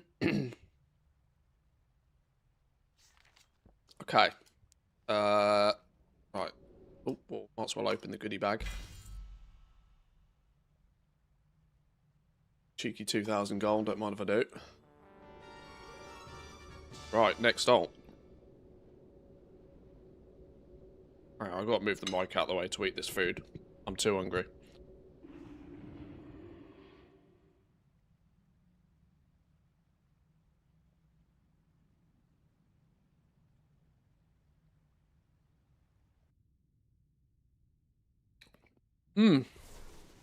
Nothing better than juicy melons.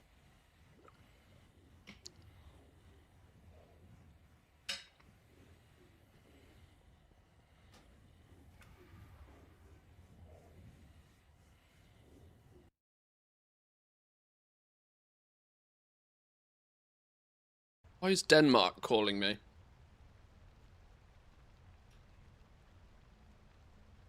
Who's in Denmark calling me? Well, I'll dox Denmark's number. There you go. Go away. Decline. Phew.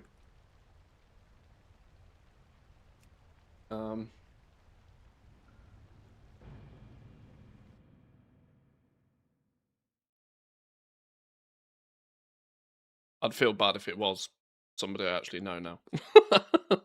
Not a spam call.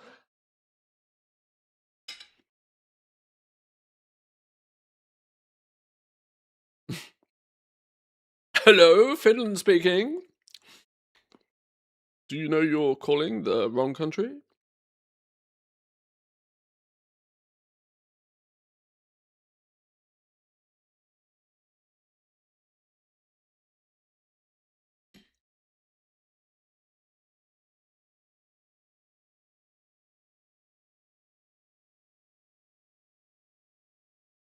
Hello, world finished yet? Nearly there. 50%. God, I love fiber internet. Casually downloading games at like 150 megabytes a second.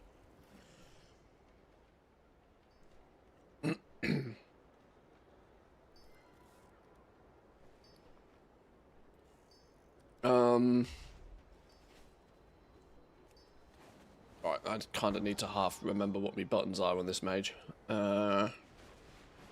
Harandar. Oh, rip frame rate though. Jesus. Get me out of the capital city. Get me out of this city.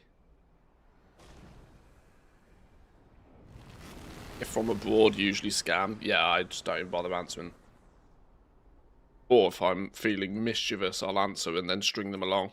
And then just randomly hang up after 5 minutes. You waste my time, I waste your time.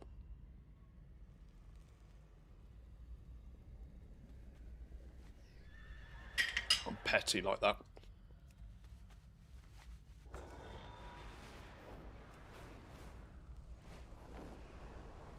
The defenders of the Vale are growing.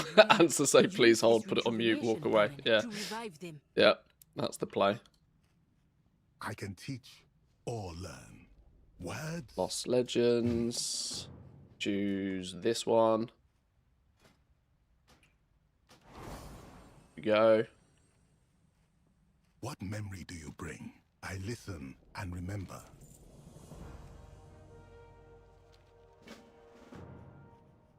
Meditate at the Ancient Vision Stone. Where's this one then? Over this way.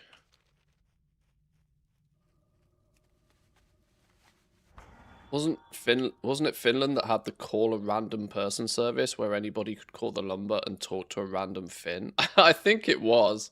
I don't know how much that was sort of like just a bit of a meme for TV, or how legitimate it was.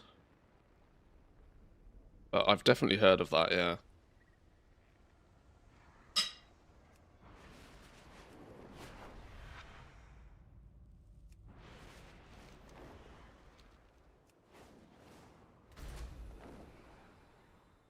I'm also old enough to remember the when you would call 123.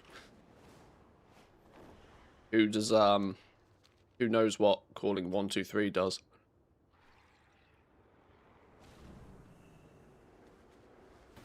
Bulgarian tenacity meets Rutani thorns and all. I mean, if you'd Harandar I'll give you a hint. We If you had hurriedly lost step your in, not to if win you a had war, lost your but to prune watch, it before the rot consumes all. you could call 123. It'd tell you the time.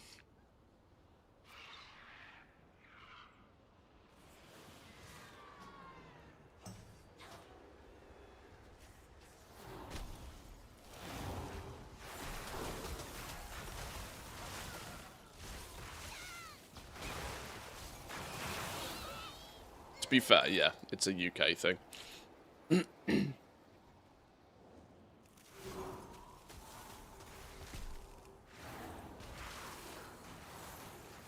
Yeah, can you imagine if I was actually signed up for the call a random Finnish person service without being Finnish, without speaking Finnish? The skirmish is Whoops. halted, yet anger still simmers. The leaders of both sides refuse Oh, hang on, I need to reason. remember. For starters, I need to remember why I'm here. I need to go find the. They seem to be up, so I'm going to assume that we're not at the point where we can get these yet. We offer greetings.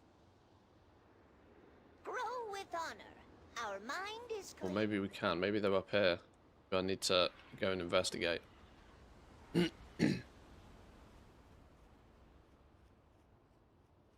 90510. How you... I suppose people used to remember, like, 6-digit numbers plus 5-digit area codes just off the top of their head, didn't they? So maybe that's not as difficult as it sounds. I was like, how is anybody going to remember 5 numbers? People can't even remember their PIN, and that's 4 numbers. Is this down in the cave somewhere? Feel as if this is probably in the cave somewhere.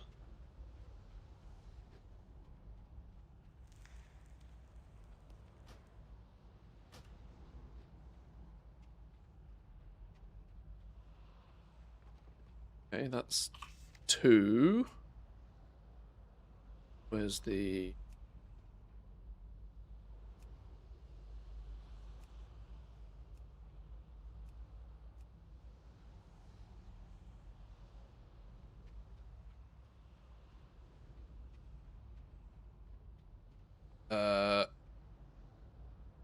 Wait. Have we... Wait. Have I found all 3 already?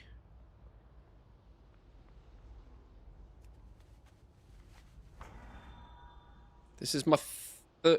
These 2 were free. First character, second character. I must have found all 3 already. Wow, see, I am so not paying attention to what the hell's going on right now. Sure you're not part of a Finnish sex line? I don't remember signing up to one. But, you know, one too many beers at the weekend. Crazier things have happened. Be you well? I don't think I'm gonna sweet talk the pants off anybody these An days, though. advocate for mercy whose plea was drowned by the drums of war. But Ursula knew how to make their voice heard over the din. Not sure middle-aged British man is high on the list of high on the category rankings for those sorts of services. But, you know, could be an interesting hobby, bit of a side hustle.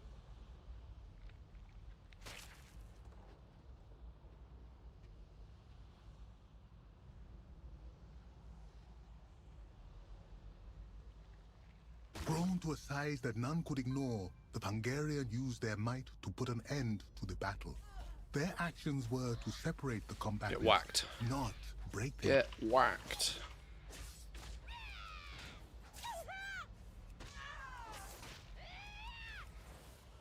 Ah, imagine getting beaten up by a mushroom.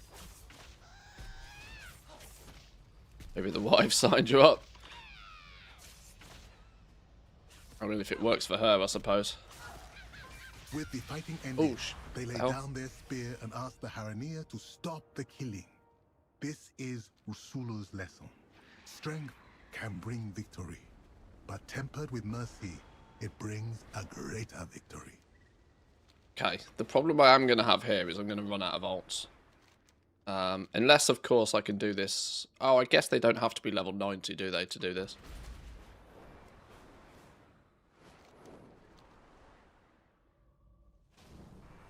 I'm gonna guess. What a squirrel we found ourselves on today, anyway. Remember, Boom. always. Aha! It is doing it though. Three more characters, and we should be golden. Absolutely Gucci. And you're not a particularly difficult 2k gold either.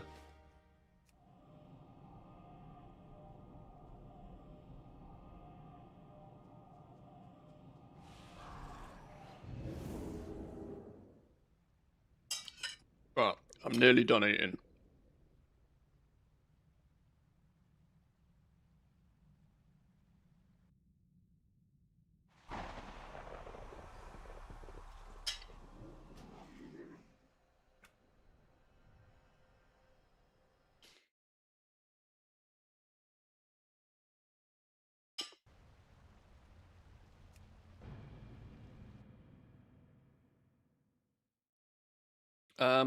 I might actually have the characters to do this. Some Doritos, I can use my Herberminder Druid, and then Muthius the Skinner. Yeah, I should have enough characters to get this done. Oh, there's that one I need to do again though, isn't there? So I am going to need another character to do the one where I've missed one.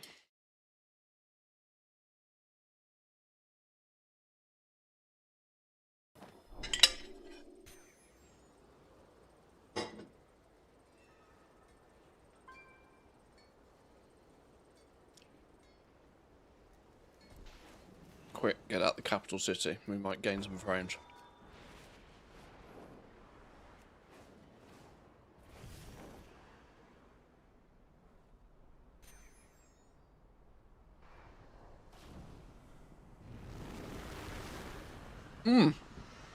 That was an unexpected but very tasty lunch.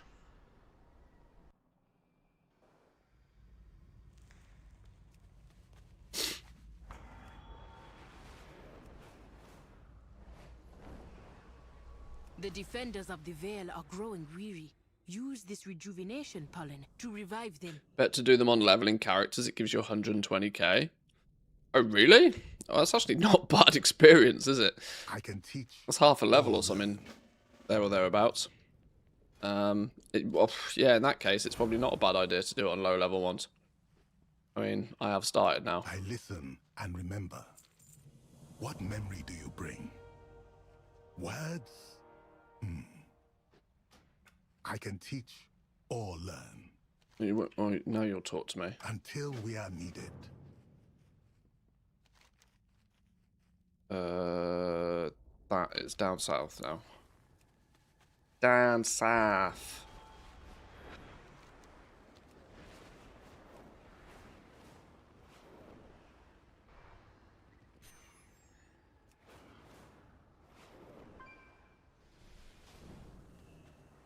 The Seekers did not cry out for the goddess's return.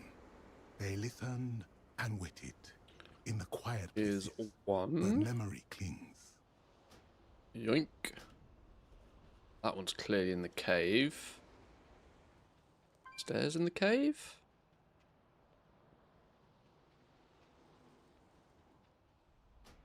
Two.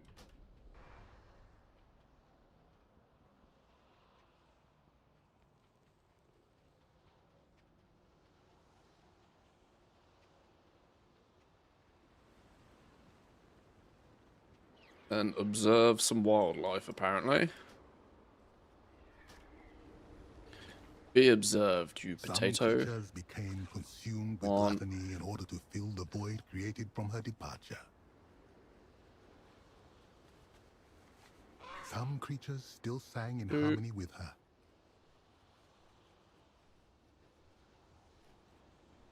Oi, stop running away, moth.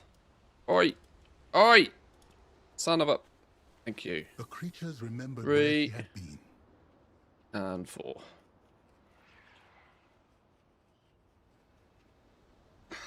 If it must. Some creatures World forgot finished her it. song and listened only to the silence. There we that go. followed. Palworld done. The stone Last echoed the played... song Oh, that it this claims one last played different. was today. Within I need to it, watch the a little song cheeky, stirred like... yearning Oh, the to launch share trailer for this its is out. tune. I gotta be careful watching these things on stream, though, because, they get copyright. I don't want to lose the entire stream VOD.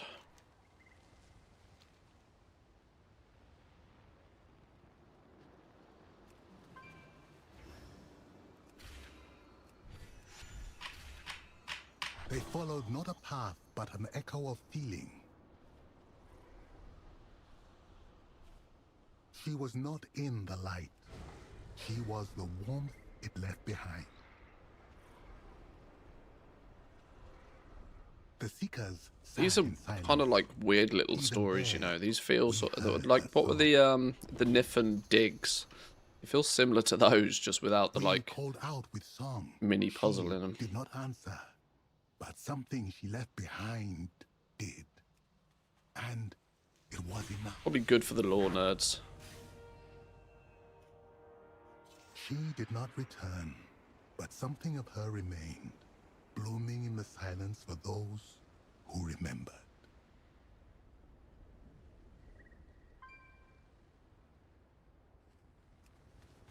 Don't get the completion for this until we actually hand in the quest by the looks.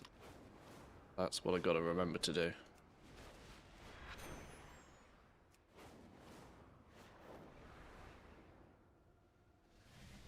Oh no, in the building.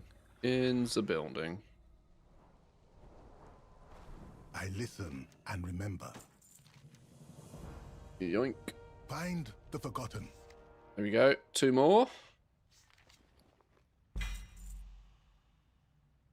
Voice actor that did the narration did a good job, to be fair. Oh yeah, I 100%. I'm never going to shit on any voice acting in this game, because as far as I'm concerned, they could do with being more of it.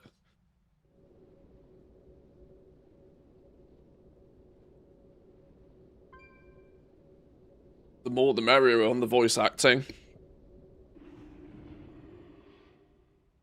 Greatly improves people's ability to, like, pay attention to the storyline. I'm sure of it.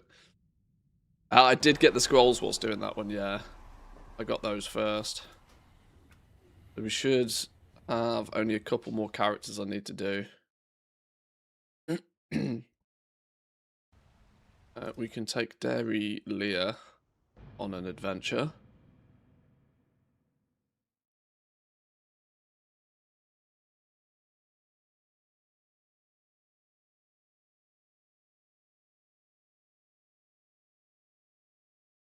We might act. This might get. We got Eversoul Woods finished. The beginning of the stream. We might get Harandar finished as well. I'll leave only the Voidstorm to contest with. Which, to be fair, I've barely touched the Voidstorm, so there's going to be quite a task list out there, I reckon, to get the meta achievement done.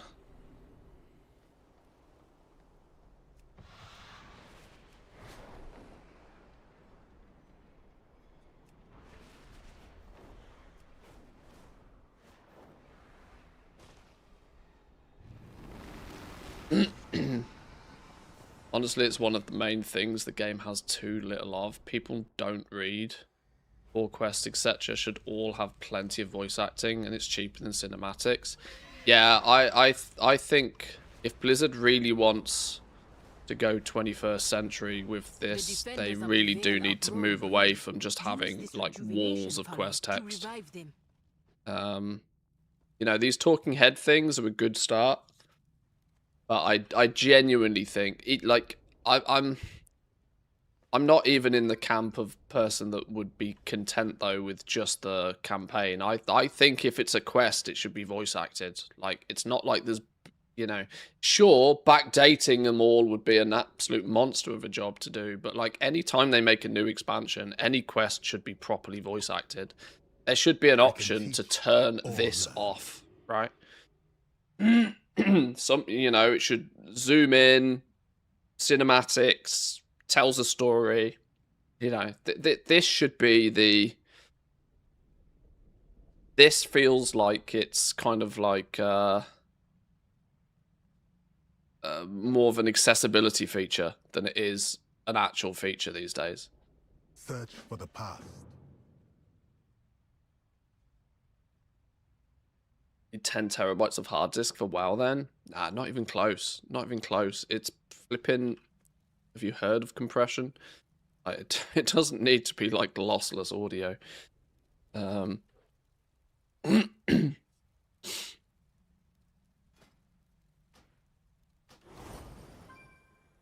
Look at there are games out there that have like hours and hours and hours of visual cinematics in 4K. It's not a problem these days. Remember, always. Flak or bust. Sure.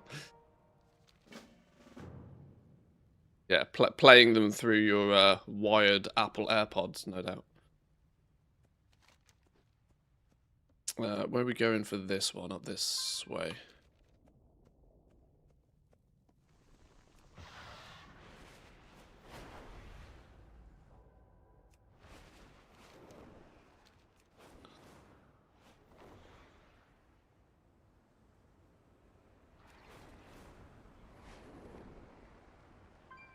I mean, we don't live in the world where it takes 3 hours to download an MP3 anymore. Like, the days where you should worry about the storage space of audio are long, long, long, long gone.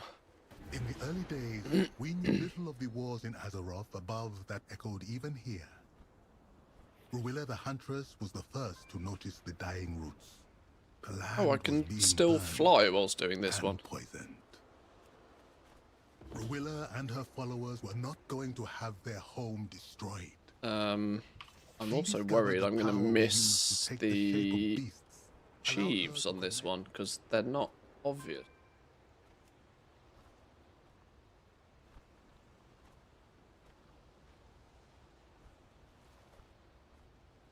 It's the one we need to do again. These are probably the way of the route, so I've got to be careful I actually find the 3 treasures on. There's one in here. Wait, what are we doing? Bend the roots to the will of something or other. Oh, I've got hiccups out of nowhere. Take your silly rain back, I don't need it. Oh, has it come your way, has it? Yeah, it was pretty brutal earlier. Oh, what the, okay. Undo a thing. You go there. You go there. No, go there. No, you go there. You go there. And you go there.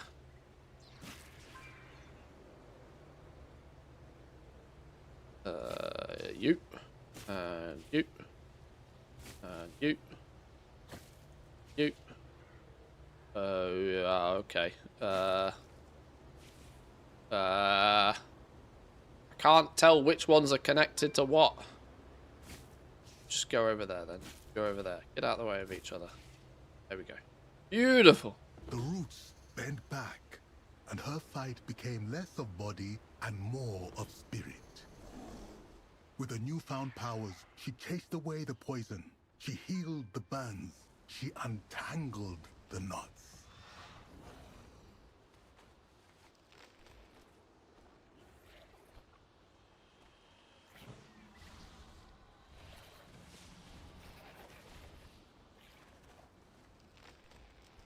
I think we need to go in the cave, don't we?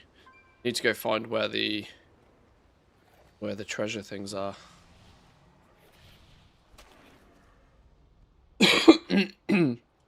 Excuse me.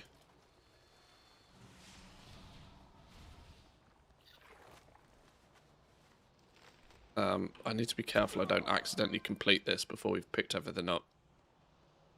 Because I don't know at what point it, like, finishes.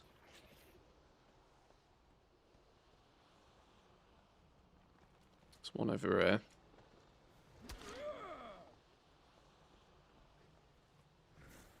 Yoink. One.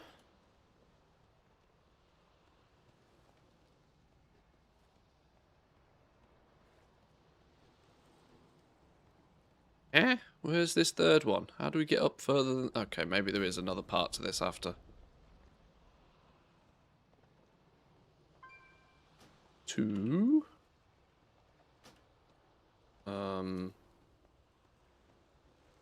Let's assume there's another part to this.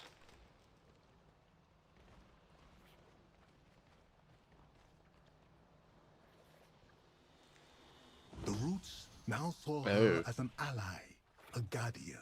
They Now I'm showed slightly their new concerned I've warden missed the one. secret of the rootways. How do I get to it? The rootways connected all of the great trees, reaching through Azeroth and beyond. Oh, there is another up. Oh, okay. I nearly missed that.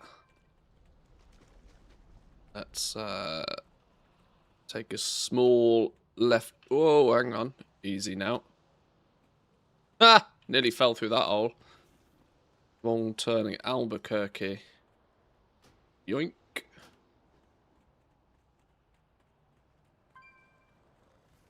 What dungeon is it? What's that classic dungeon where you actually have to jump over a gap? Wailing Caverns? Oh god. Oh god. Oh, not like... Oh, there we go. To seal this pact, the roots surrendered a piece of themselves, as did Ruilla. Together, they forged the root of the world.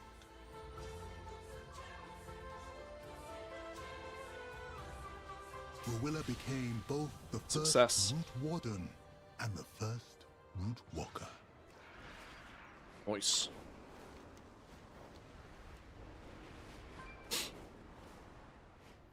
Hey, don't fly past wood. Gotta pick up the wood.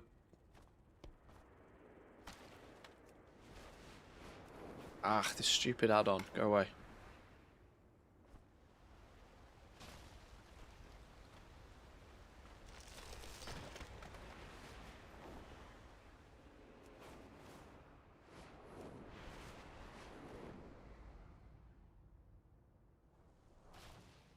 Words? Hey, this is progress. This is progress. We're also getting renowns out of nowhere. 1,000 rep for each one of these quests is making the last few renowns of this faction much easier to deal with. Because I practically ignored this whole zone the entire expansion so far. Bad mojo. Right, one more to get one of the achievements, but I do actually need 2 characters to get the zonal meta achievement. I'll take some rain, hand it over. I mean, you're welcome to it. It's all right back at me now, but we had one hell of a rainstorm earlier.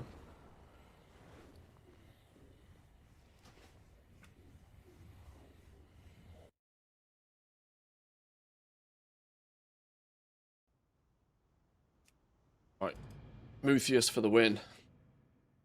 Oh, I can't remember the last time I logged on to my Skinner.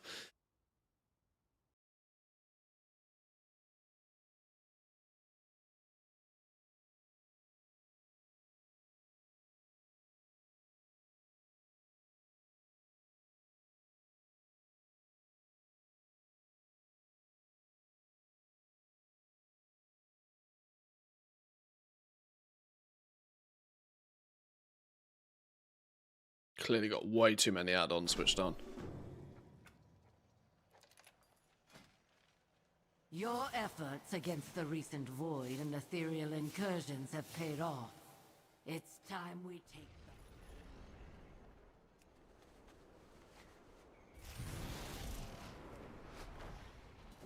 Smoothiest got any gear? 240. Not really. Sort of, but not really.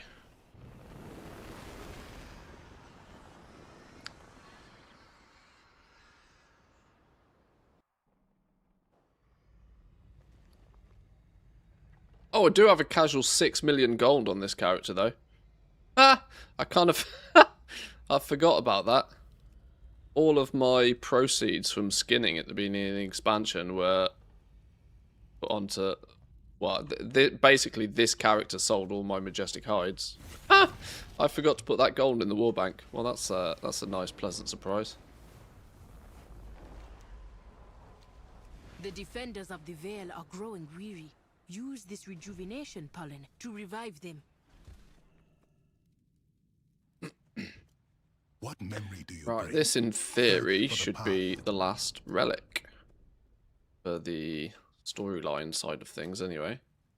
I think. I listen and remember. And in theory, after doing this, should it not I then can teach also unlock or the ability to Remember, replay them on always. their respective characters as well? Might need to go... Yeah, I might need to get another character to replay Wayne and Ward. Where are we going on here? Over there? Meditate the Ancient Vision Stone, that one.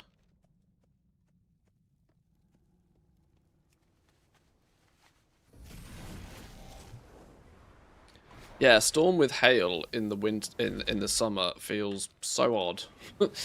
That, like, hang on, how's that possible? Why is it 25 degrees down here but sub-zero up there?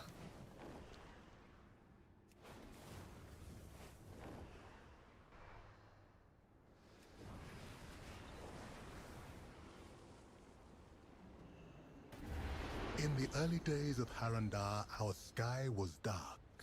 The goddess was gone, the land was growing weak. It was Awayona who saw the damage the darkened sky was causing. Right, all three of these kind of look... Oh, there's one over there. Let me go grab that one now. The other two look like they're in the cave. Yoink.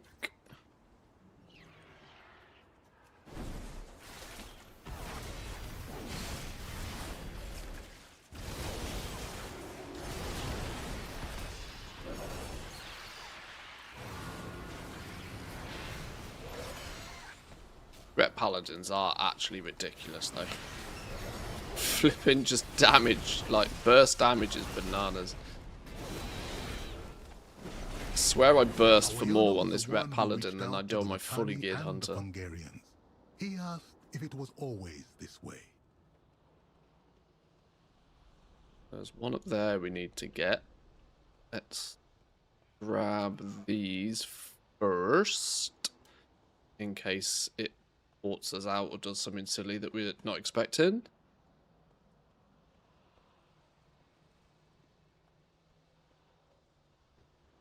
Go. That now, in theory, is all but that one that I missed earlier. Previously. Yeah. This Lamnants of Waynan. We've missed the third part.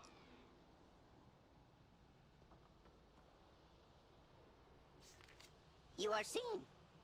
Grow often. I'm glad we figured out that this could be possible on alts, though.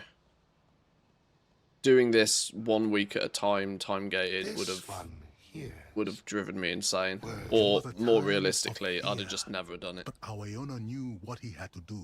He took the shape of a local flying beast. I'd never have once a week remembered to do this quest line. Not ever. Awayona's goal was to reach the cradle where the goddess had once been. An impossible task. Ooh. Cheeky little dragon riding. Dragon riding section. Awayona chose the shape of prey. A small but tenacious creature of Harandar that could fly for long hours. Mystical pigeon. He flew as hard and as far as he could. Tiny wings beating faster than any. A wild African swallow.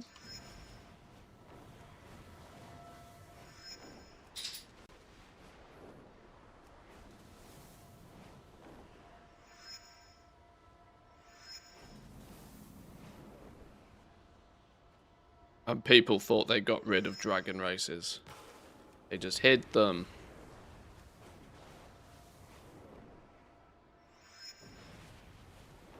Got that vignette closing in on me is kind of creepy. I Give me am the in need of more heebie-jeebies. venom and also more healing water. Since you are in the Alua wetland, would you do me this favor?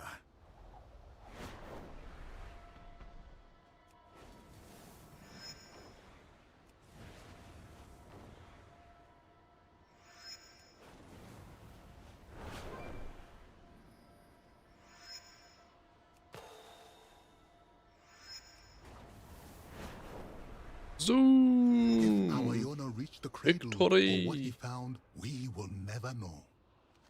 From the Nice. sky, a stone fell, and the light returned. Our Iona was no more. The Rutani and Pangarian elders, in a rare act of cooperation, blessed the stone together and gave it to the Haranir. Light bathed our realm again. The plants breathed, the Ka-ching. roots prospered, and now we see the stone again. Right, that should be... Now, if we'd done it right to begin with, that would be game over now, but we've still got one more to do. But can I go back to... I probably can't go back to my main and fix the problem. I might need to use a lower level alt. I've got another druid I can use to maybe fix this last one. Words? Should get us half the achievement. There we go. Legends never die. We got that bit done.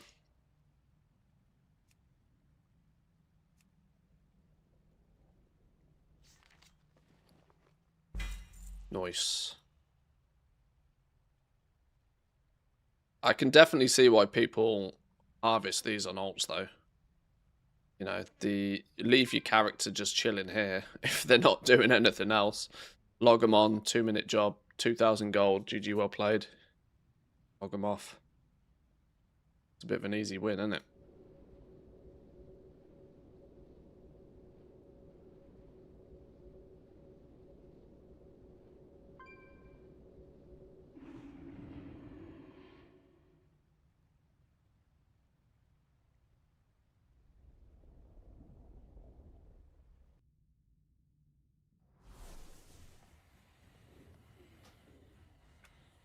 Okay.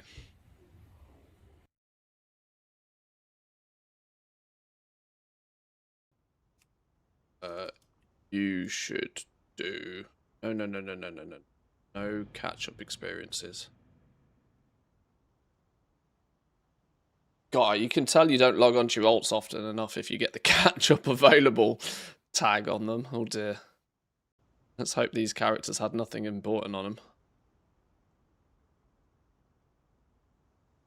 Also consider that there's a bug where you actually don't have to do anything. The quest just auto-completes. I mean, if that's a thing, yeah, that's literally 10 seconds of work, 2,000 gold.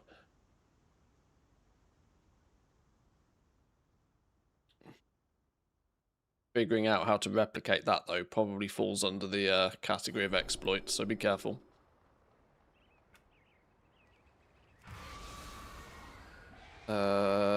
Whatever I was doing on this character once upon a time left me down in this bottom corner of the map for some reason.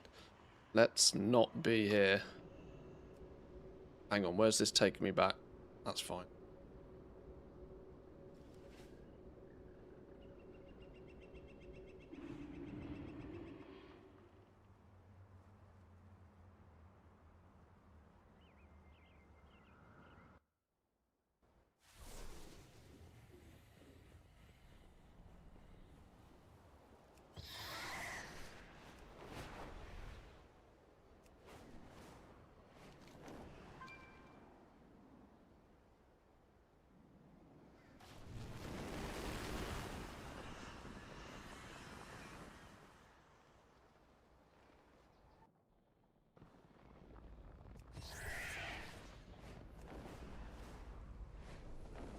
Oh, I've just realised this character's Alliance.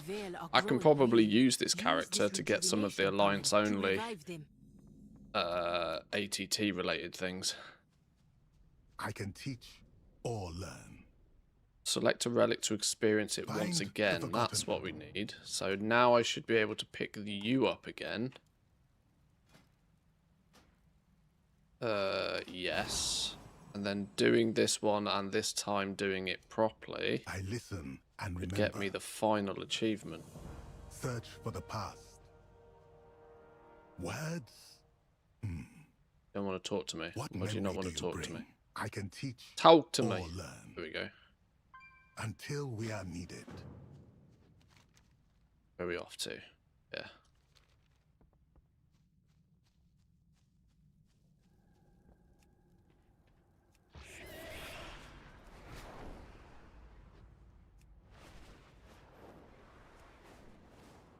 This chubby bat form, I kind of quite like it for druids, you know. It doesn't feel as if its wings are big enough, which is why I call it the chubby bat, but I kind of quite like it. When the Haranea first walked this Right, land, that they is met what no I need, welcome, only I thanks think. and fury, as creatures struck with deliberate, unseen intent.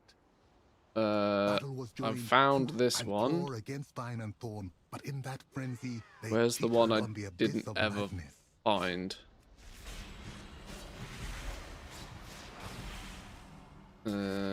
Down somewhere. Up somewhere.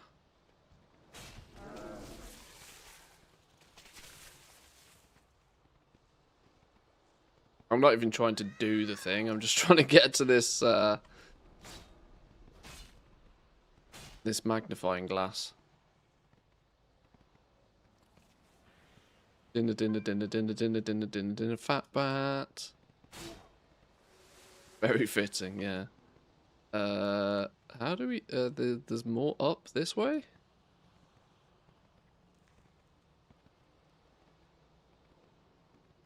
Right, incoming Harandir meta achievement. Boom. Chronicler of the Haranir achieved. That's all, folks. Achieved. Beautiful. Now I haven't actually been paying attention to the quest here, and I don't have a Hearthstone to instantly get out of here, so let's maybe just finish the quest.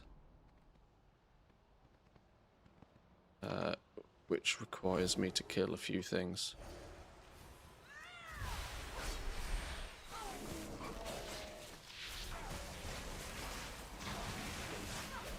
Ah, that's not as straightforward as it sounds by the looks of things.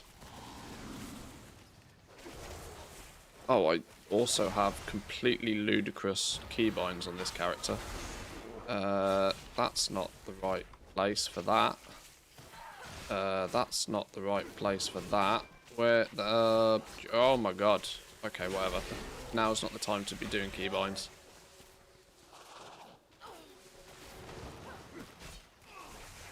Mouse wheel I'll have to do.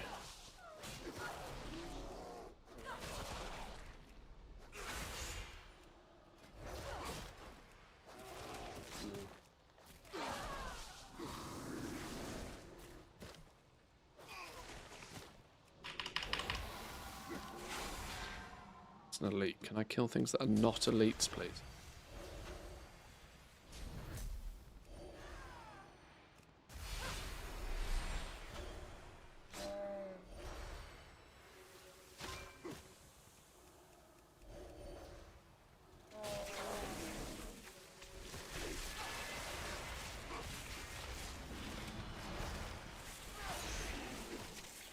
Oh no, now I think I've pulled the entire dungeon.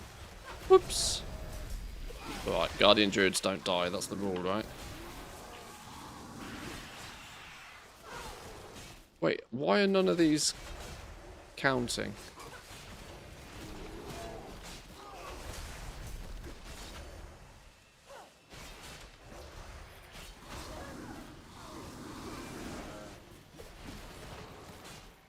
Oh, they are, I'm just not killing them fast enough.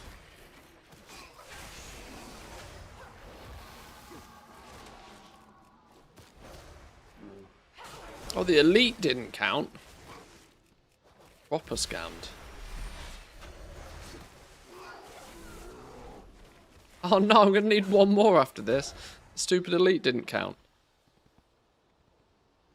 A couple more up here, look.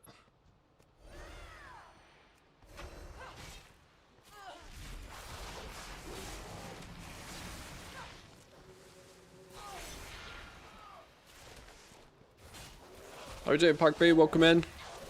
Good to see ya. Oh no, pull the elite. Flip.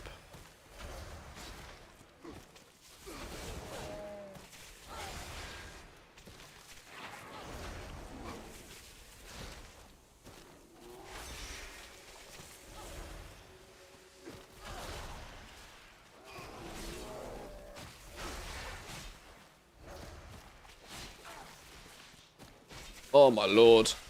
Guardian Druids might not die, but if they don't have any gear, they don't do any damage either. Oh my god.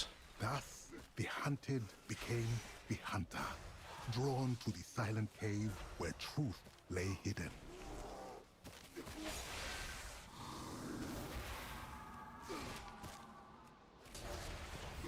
Follow Waynan's trail. Roger that. Let's get this dude out the picture first. Can I hop in the tall grass? That doesn't make any... Oh, cheeky. Oh no, now you're going to get in my way though.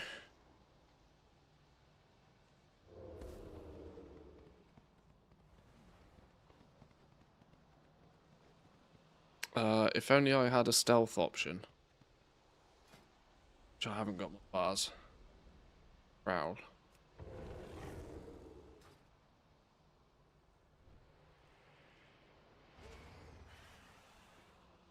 I told you my keybinds were fried on this character.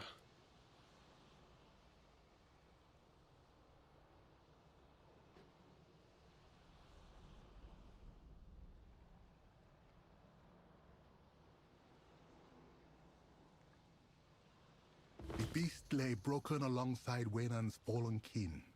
Had they fallen to its claws, or his own? Rage numbed him until the scent of home pulled him back from the abyss. A lesson unmarked is a lesson soon forgotten. So Waynan took the remains of his foe in order to make a charm of remembrance.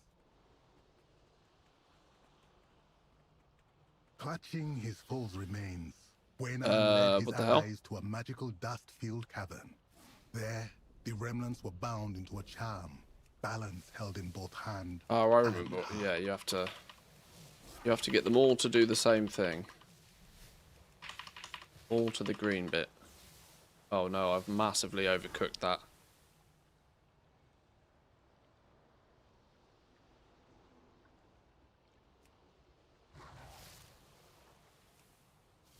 Oh, I'm going to be waiting a fucking month for this one to go down now. Oh dear. Done goofed.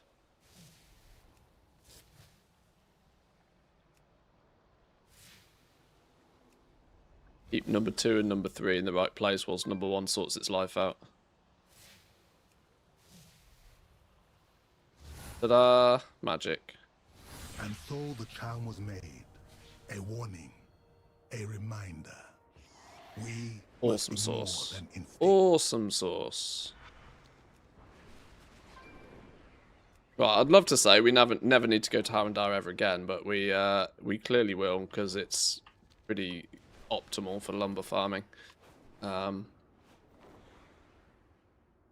I've still got a few things I want to collect out in the zone, even if it's the meta achievement done. Words? Yo, 120k. It's I might just leave this character here, to be honest. Yo, we went from renown 14 to 17, I think, as well, which was also kind of quite nice. I'm sure there's some goodies we can pick up with that as well. Nice. That was a slightly unexpected adventure, but I'll take it. I'm really glad we could do that using the alts rather than having to wait 7 weeks to finish it.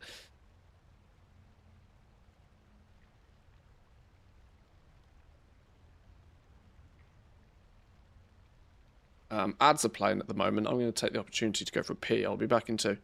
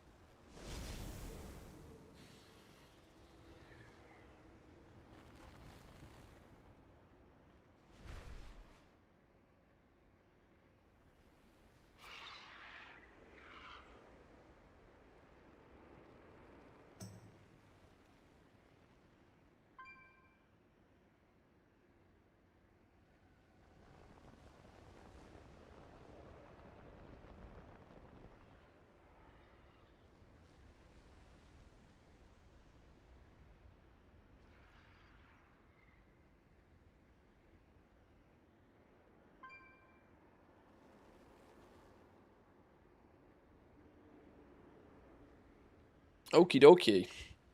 Right, well that's some pretty solid progress on this now. We've just got Voidstorm related things to do, of which there's quite a bit by the looks of things. I've done basically nothing in the Voidstorm zone. Not being a fan of the zone, I have to admit, aesthetically. Let's ATT mini list. See what else is cooking in Harrendar. Rep. Earn 1,000 honor whilst in Harren. That's probably not happening anytime soon, is it? There was a couple of pets to obtain out here as well. The mud potato pole does not taste like potatoes, promise. There's all the allied race stuff, the Harreneer. I've not leveled the Harreneer yet, actually. Funnily enough, I leveled one like on the beta, and then when the game went live, I just never have. Because I've got so many alts these days, I have almost zero desire to make new ones. Use the Bright Potion in Voidstorm, it's much that's true, actually, yeah. Using a stinky Bright Potion out there does make it look significantly more attractive. There's still abundance-related stuff it's going to tell me about. Why have I not even collected half of the... How? What? How does it claim I haven't picked up the flight? What? Sure.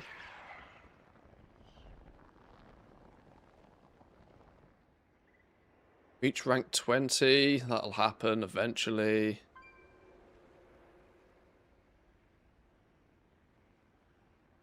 Bunch of Mog and whatever. We've got the contract. Oh, we're missing the first time craft bonus from the contract. Since when did ATT start tracking first time craft bonuses? Some of these pets and stuff will be obtained with rep. I'm not going to worry about buying all of those until I hit renown 20 anyway.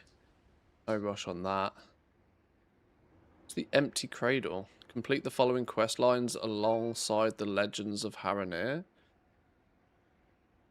Currently requires completing all legends on one character, and due to the account-wide lockout per week of completing lost legends, you can only get credit for one legend for one character per week. Choose wisely.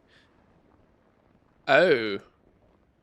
Oh, is this like a feat of strength or something then? The empty cradle. Eh?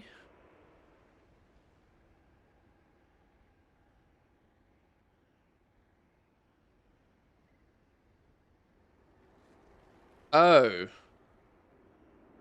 Well, okay. Oh, that's odd. So maybe I do need to do all of those quest lines once a week on my one character to get this? Ugh, gross. Just as I thought we'd hacked the Matrix with that one. Apparently not.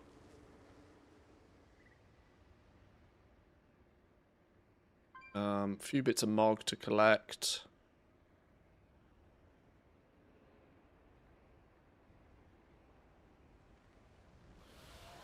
Okay, there's definitely stuff to do out here, but... Complete the Blinding Veil dungeon. Have I never done that to get the quest? Okay, I need to just do that dungeon at some point, sure. What's the trick on this one? 500 mysterious sky shards. That's another one of just, like, kill a fuckload of stuff in the zone, isn't it? I've got some progress on this already. Where are my mysterious sky shards? Are they not a bag? Oh, I've got 29 of them. 29! I need 500. That's a work in progress, that one.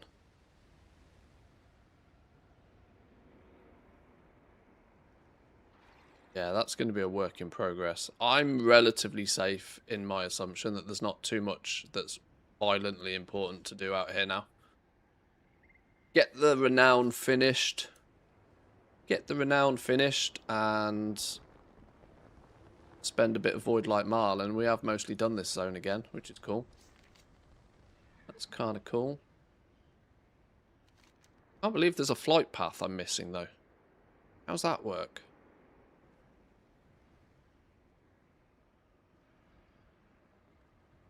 Is that, like, meant to be an Alliance-only flight path or something? Why have they got 4 different names? Mad confused. Alt-right click. Take me there. The defenders of the Veil are growing weary. Use How this have I... rejuvenation pollen to revive What's them. this a thing?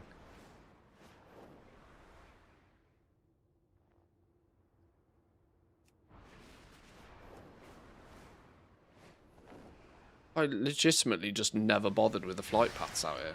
I listen. Huh. Interesting. I'd somehow managed to never go to that flight path. Sure. Right, let's go get an Azure Spore Bat then. Distinct from the Spore Bats that reside on Draenor and Outland, it's just a coincidence.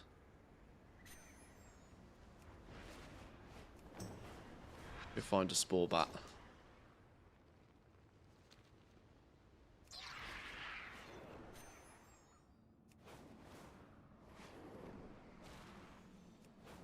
No Spore Bats around here. Oh, what's that? Oh, there's a treasure. There's a treasure fish though.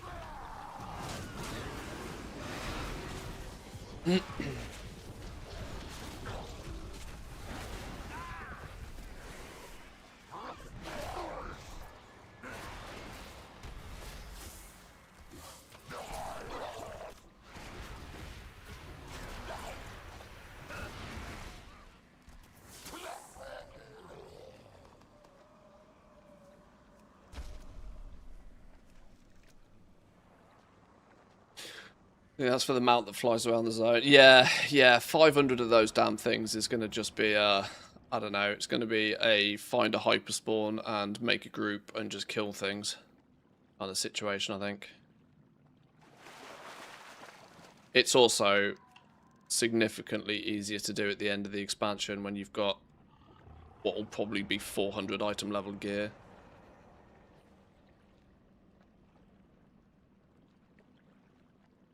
That said, it might also fall into the category of something I just never end up doing.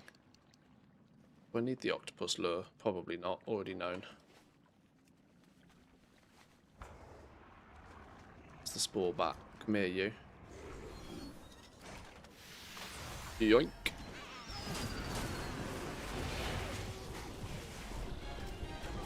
Doodle doodle doo.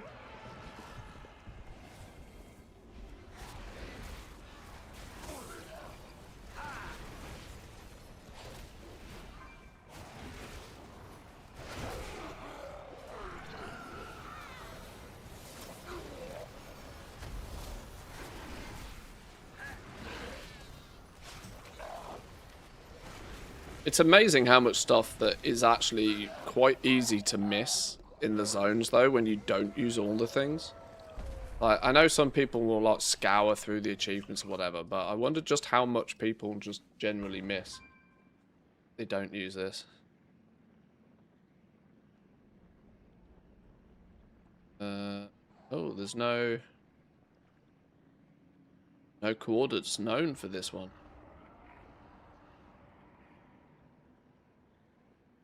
Rooting nester. We can find one of these.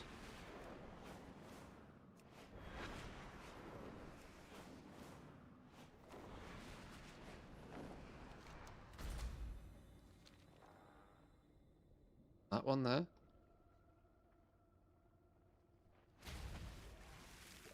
Oh, that's the spore bat again.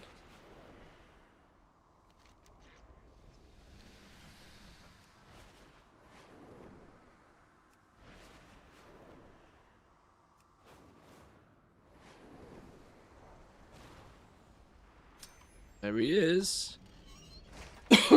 I must admit, the capturing of pets is a significant downgrade for me. A real significant downgrade. Like, I get it's not a thing that a huge amount of people pay attention to in the game anymore, but it's a bit of a sign for me what they did with pets. It's a bit of a sign that they are willing to, like, they're almost too willing to streamline processes in order for them to take less development time if not enough people engage with them.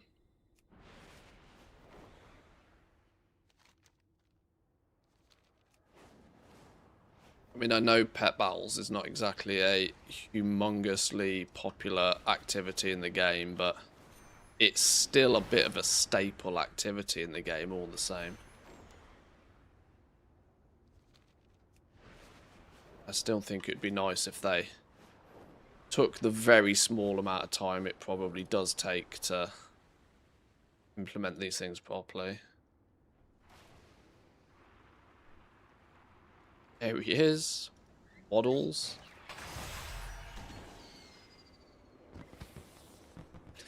Summon this awful unwanted companion. Ah, poor Waddles.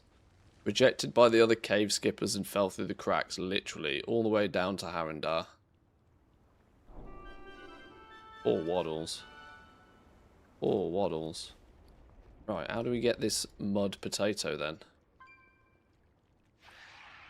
There's no, is mud potato just scarce enough? Doesn't have known coordinates.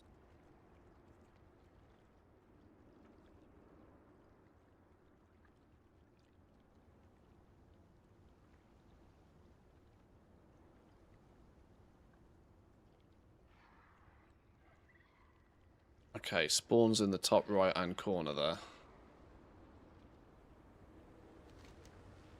So, around here somewhere.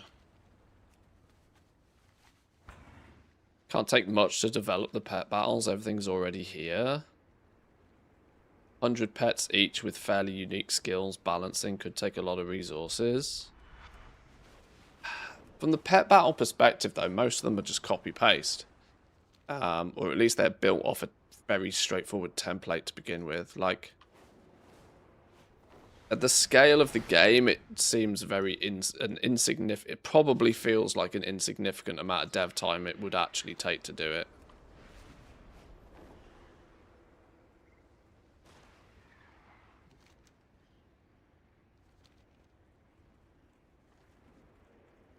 That's why you got Palworld now. Well, true. Yeah.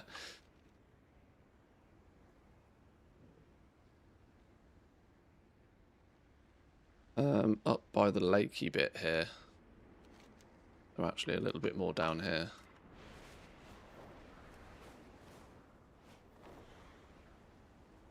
Come on, Mr. Mud. Where's Mr. Mud? That one? There he is. Boom. Gotcha. Gotcha.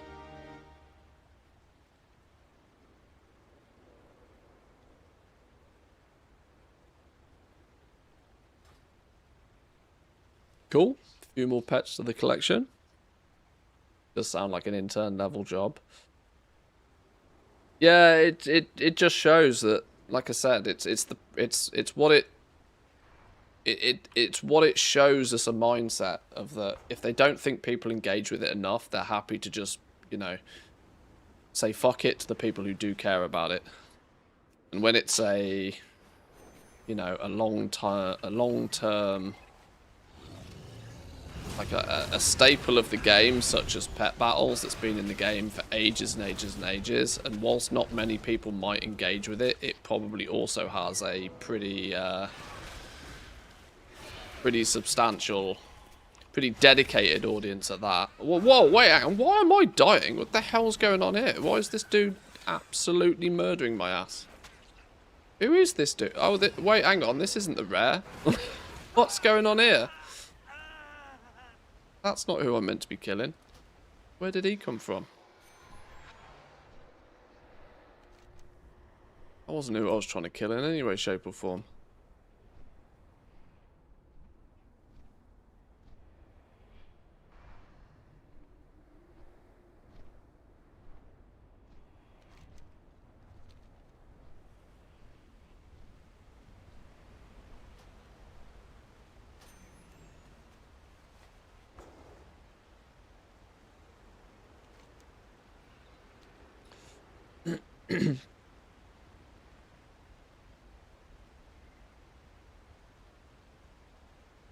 Reach renown 20, that's just going to have to wait. I'm not going to worry about the rep rewards until I am renown 20. I guess renown 20 is just, maybe I should just do the world quests really, shouldn't I?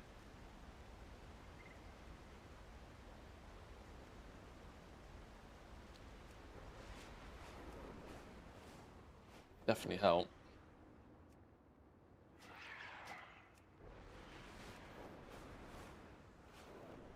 I do feel as if I'm a bit slack in not having max renown.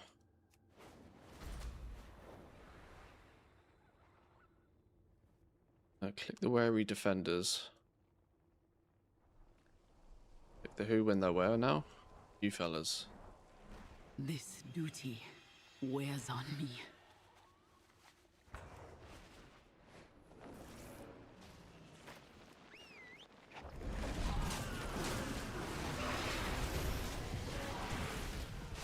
You are. I've got all 20 at all 4 at 20, and I've not even focused on it. Yeah, I'm very aware that I'm hard slacking on that.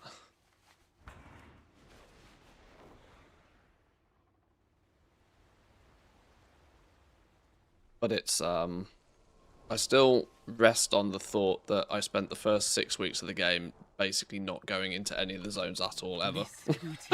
It took me, I think, 4 weeks to get a level 90 character.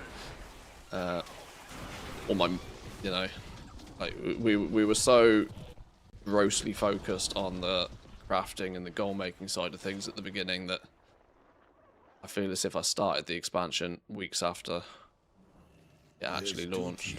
Wears on me. There's duty wears on me.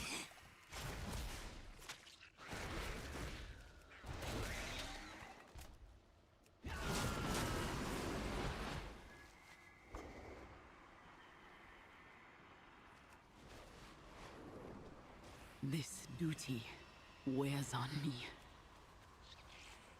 We didn't have a raid renown this time, did we? And I don't think we've got a raid renown in 12.1 either. Have they sacked that idea off now, do we think? Doing the raid renowns. This duty wears on me. Or do you think they're just going to do it slightly more sparingly? I mean, I'm going to be honest, I wasn't the biggest fan of it. Although, what was his name? Flarenado or something. The fire T-Rex mount, I still classify that as one of the coolest mounts in the game. And annoys me because I don't have it.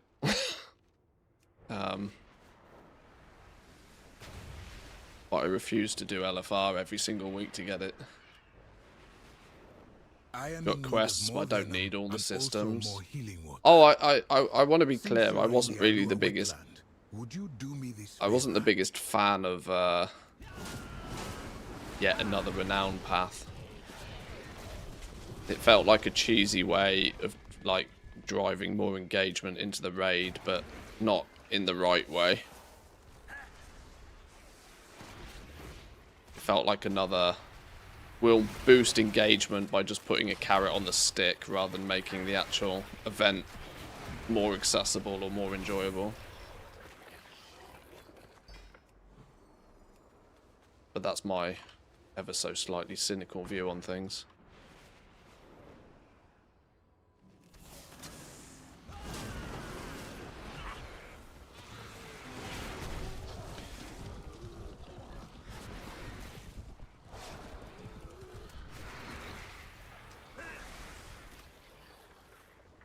I do think, though, that overall the Renowns do their job better than the old school reputation system. It being more granular, I think, is nice. That, you know, there's a bit more of a drip feed of reward and something to chase after, at least a little bit. Like, I don't dislike the concept of renowns. I just don't think we need one for each raid.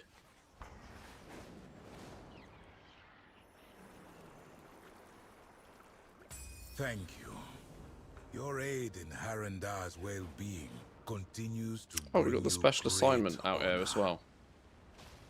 And also. Okay. This magic here is old and dangerous. Take what wisdom you can, but don't let your mind nor your body wander too far. Right, where the hell is the vision stone? Oh, it's underneath me somehow. Down? Oh, is this world quest to read? Okay. Ha ha ha! Floppity floppity floppity floppity. What are we meant to be doing here? Hang on. We just meant to be jumping through the... Yeah. trying to catch the flies.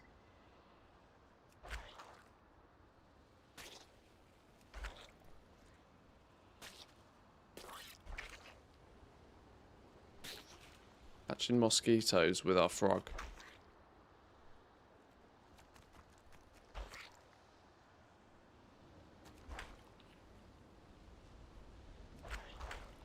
Actually turns out to not be as easy as it looks.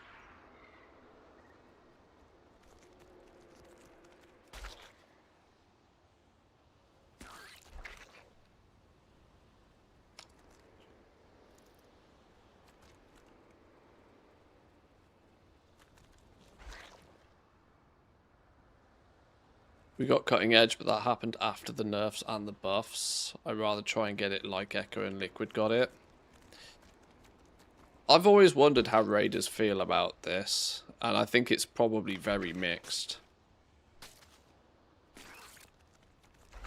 I mean, I'm of the... Like, I also want to point out my opinion doesn't matter here because I don't raid, but my opinion would be that I would want Blizzard to test and balance the raid and then launch it. And then... Sure, I don't mind bug fixes if shit's broken, obviously. Nothing against that. But I kind of much how my opinion on catch-up gear goes. I wouldn't really want... I don't really like this idea of every week buffing it by 5% or nerfing damage by 5% or whatever. These soft progressive nerfs, like, I'm not the biggest fan of. But like I said, I got to be super clear here. My opinion on this doesn't count. I would rather they create a raid, balance and tune it, and let people go out there and figure it out. Because in theory, gear progression is meant to be the soft nerf to boss fights anyway. It is kind of how I look at it. Like, if a boss is too hard and you can't defeat it, it's probably because you and your teammates predominantly either haven't figured out the mechanics yet, or you haven't got the gear to meet the gear checks yet. Which means kill some more bosses, get some more gear, come back next week, give it another go. If by the time you come back and give it another go, 10% of its health is missing, then you're like, oh, well, I killed it now, but did I kill it because I got better and we got better, or did I kill it now because it's easier to kill? I don't know. My perspective on this, and like I said, for a millionth time, my view on this really doesn't matter because I don't engage in the content, but if I was, I would kind of be slightly annoyed and put off by the constant week-on-week nerfs to its health and its damage and your damage buffs and this sort of stuff. I would rather play it through the season, and if I'm good enough to defeat it by the end of the season, I'm good enough to defeat it by the end of the season. Next season, when it's the old raid, sure, buff the shit out, like, nerf the shit out of it then. Let more people kill it, let people get their transmog, let people get their mounts or whatever they want the season after. But during the season, when it is the current content, I'm not so much of a fan of, like, catch up within the season that it's still active has always felt weird for me. That goes for gearing, that goes for reputations, that goes for anything really. I don't mind when the content falls into the category of old, make it easier for people to complete, sure. But start a season and just let people go at it. I do kind of get the perspective of some where they're like, yeah, you got cutting edge, but did you get it this week, or did you get cutting edge like 4 weeks into the patch, or did you get cutting edge the very last week when it's nerfed it to shit? Like, it creates a different level of achievement for the same achievement. No, I don't know, it's just weird. Just weird. So, but my opinion don't count. Feel free to completely ignore me.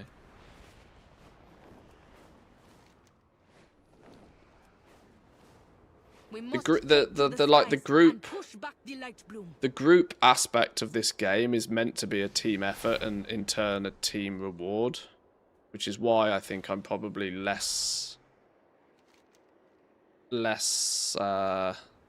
or the, you know, the competitor's medal kind of approach that Blizzard has, of the by the end of the season everybody should have been able to kill it if they want to, sort of thing.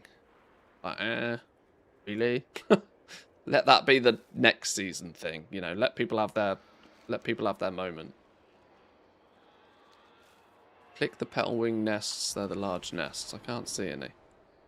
Maybe I'm too high up. Those blasted petal wings stole my rucksack again. Will you help me retrieve my things from their nests?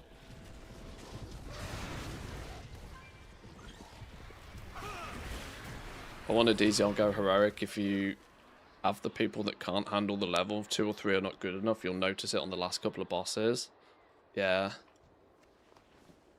Not the same cutting edge, just the top 200 guilds. Well, this is it. Like, by the time, like, 15%, 20% of the boss's health is disappeared and your damage is being artificially amped by the same amount, like, at that point, is it the same boss? Is it the same achievement? But I don't know. It's not my hustle, so I can only I can only go by what I think I might feel, because I don't do it and I'm not planning on doing it, but...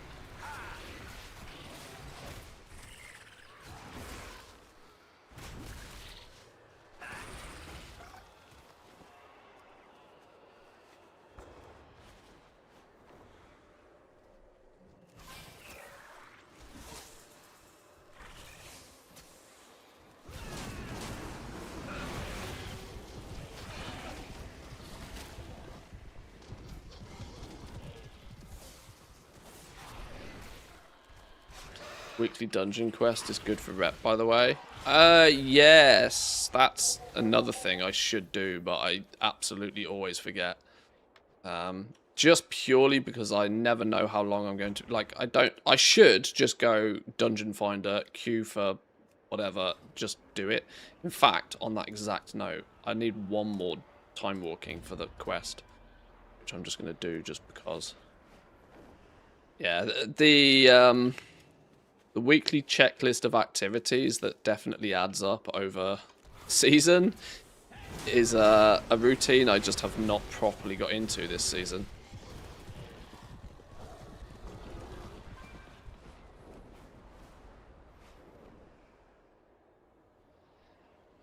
I need one more nest, I think.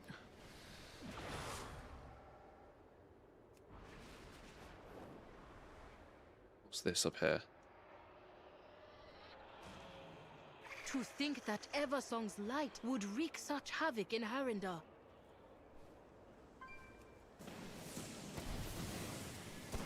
Well done. Oh, that was Yet easy. we must remain vigilant, Yoink. so the light bloom does not spread again.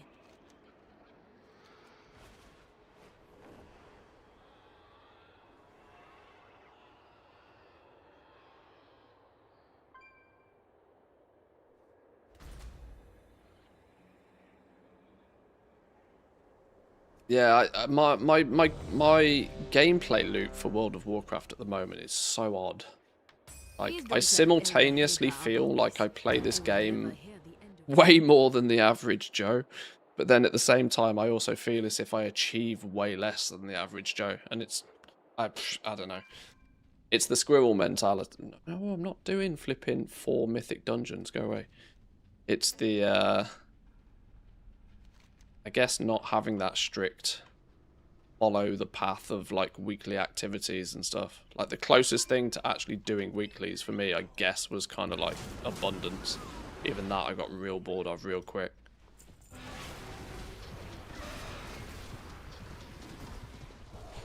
When you let go of that kind of like that chore list mentality in WoW, it's a little bit freeing, it's a little bit refreshing. But at the same time, it can also feel as if you never actually complete or get anything done. So you start to realise why it becomes a chore list for people, and that's so that people get it done. No, stop spinning on me.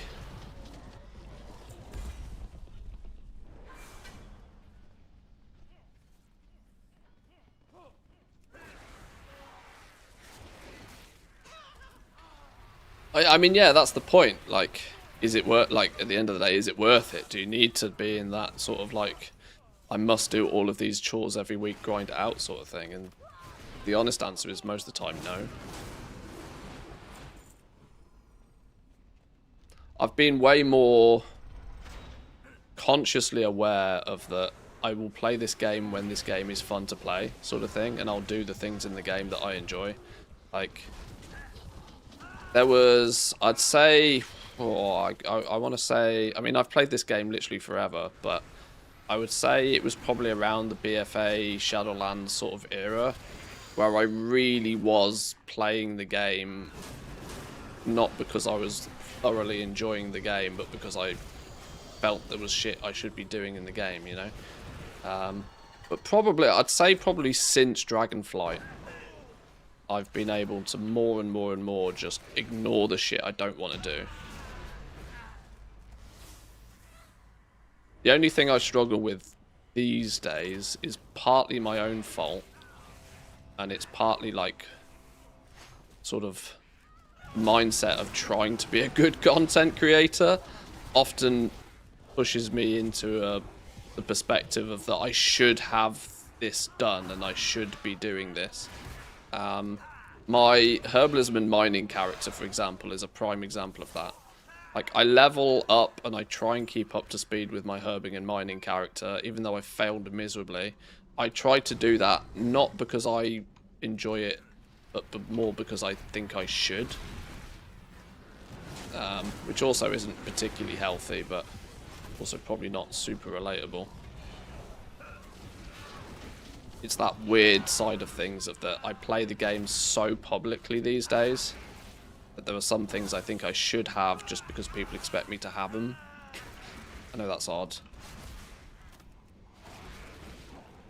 But for the most part, I play the aspects of the game that I enjoy and try my utmost to ignore the bits that I don't.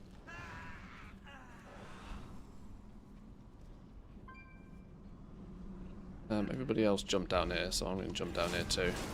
My pet's probably going to pawn the entire zone though.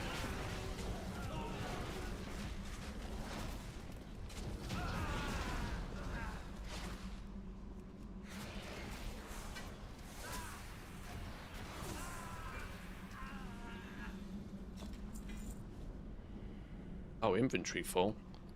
Oops.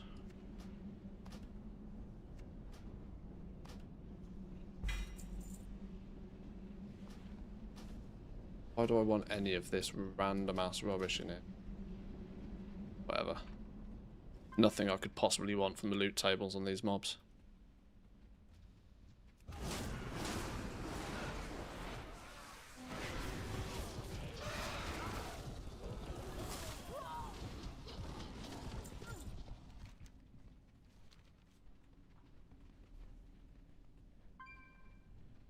Oh, I need the cannonball.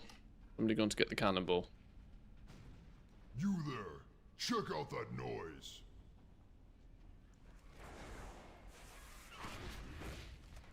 Do you think it's just nostalgia, or do you genuinely think this is one of the best dungeons they ever made?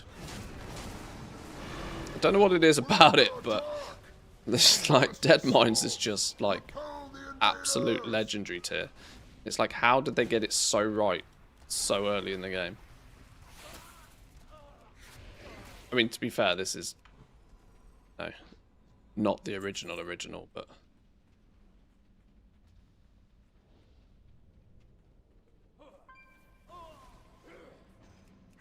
Personally, I appreciate it as a content creator because of the insightful analysis of the game. Watching you play is not my main thing. Oh, if you, you're in the wrong place for, like, expert level gameplay, yeah, that's for sure. Yeah, nobody watches me for my expertise. Some people hate watch me in terms of like, oh my god, he's died to a random trash mob again. But I appreciate that all the same, yeah.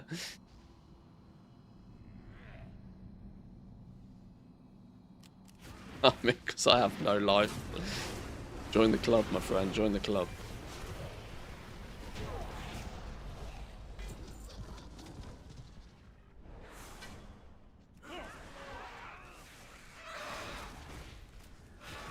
Maybe let the tank do the tanking, to be fair.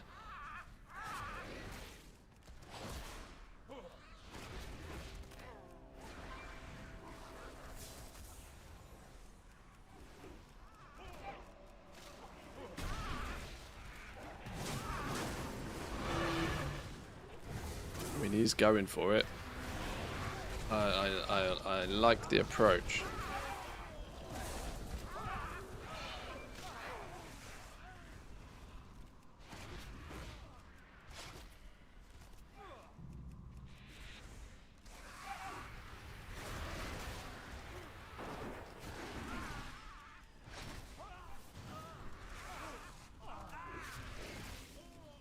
I was gonna say, why didn't he pull like the actual boss and all?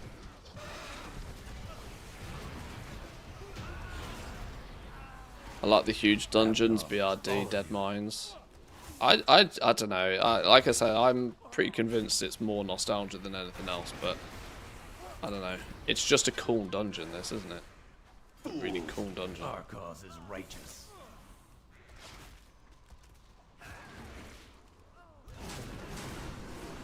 The Brotherhood shall prevail.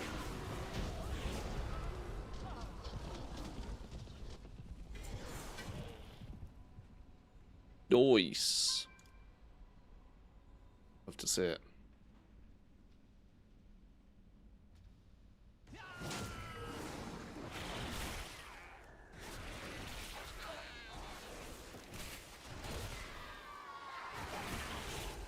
Okay, that was a squirrel just because I needed one more, whatchamacalls it, one more dungeon for the weekly.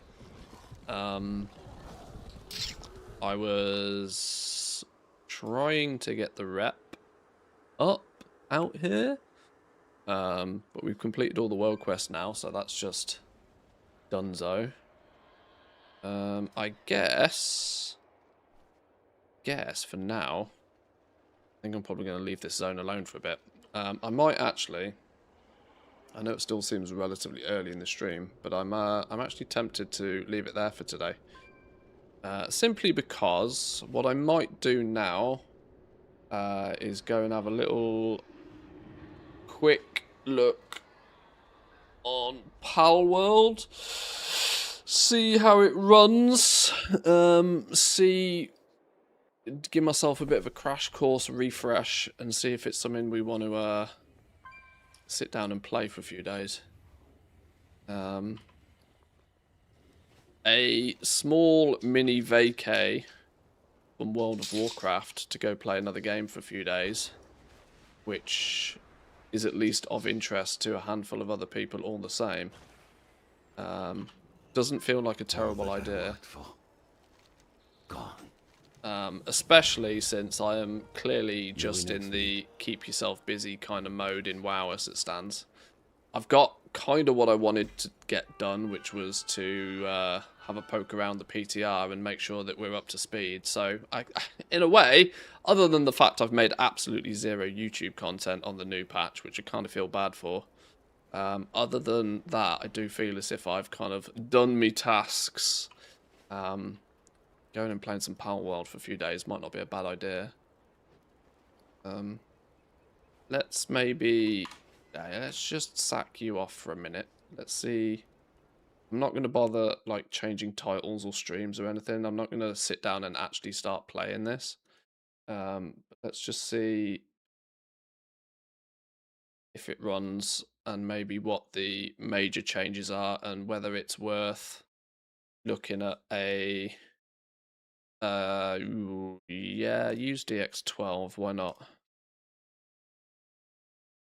See whether it's worth, I can't remind myself of what the server situation and stuff like that is. Let's have a little look. Have a little look. If it's worth setting up like a community server or whether it's more worth just playing it solo.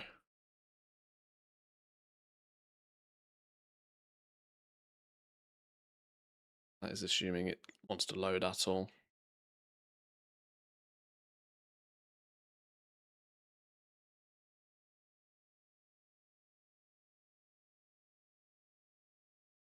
They did a good job with the game, lots of content. Yeah, like I said, I'm kind of intrigued to see. I have a foundation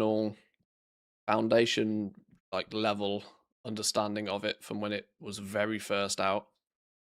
But I A, can't really at first glance remember a lot about it, and B, like mostly completed it, but I didn't like 100% it when it first came out because I also kind of knew they were going to add a bunch of shit to it, and I'd probably play it again at some point. So maybe this is that time. I do absolutely definitely remember smashing my face against some of the bosses though. That's going to be fun. Why is it not doing its thing? Running install script. Why is it not doing its thing? Why is it taking its sweet ass time to load?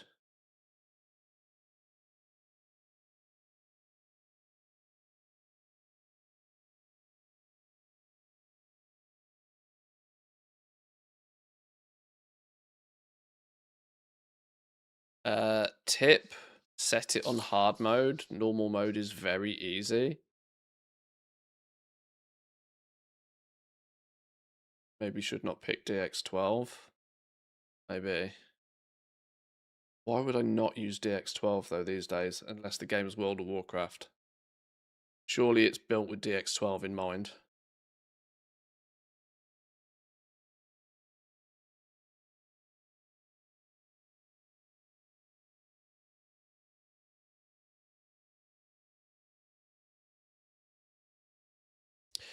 Is it still that when you switch it from normal mode to hard mode, it like dramatically changes the hatch time of eggs and things like that? This is what I vaguely remember. That the only reason I didn't jack the difficulty setting up last time was because it took egg hatching from being like a 2-hour hatch to like a 12-hour hatch or something, and I'm not about that, but oh, it's thinking about it. Here it goes.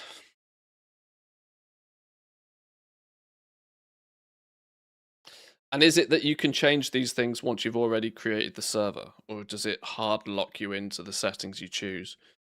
Because I vaguely remember that was a point of frustration last time. Yeah, that might be why maybe a community server's not a great idea, because that would probably mean it's. Let's have a look. Let's have a look. Once again, thinking about it.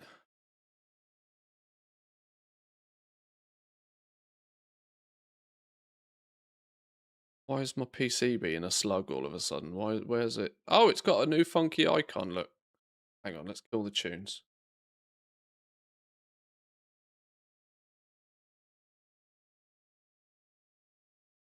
Palworld 1.0. After 2 years of early access, Palworld has finally officially released. All the Pal Tamers who have played the game up until this point, thank you very much. 1.0 adds many new features to make your time on Palapagos even more exciting. New pals, new story content, new missions, new areas, new mechanics, and more. We recommend starting a new character to get the most out of the experience, but your save data can be continued if you wish to do so. Blah, blah, blah. Okay. Graphics, max everything, motion blur off. Max everything. This is a game where you can slam DLSS, because why the hell not? We'll go performance, but we'll go 4x.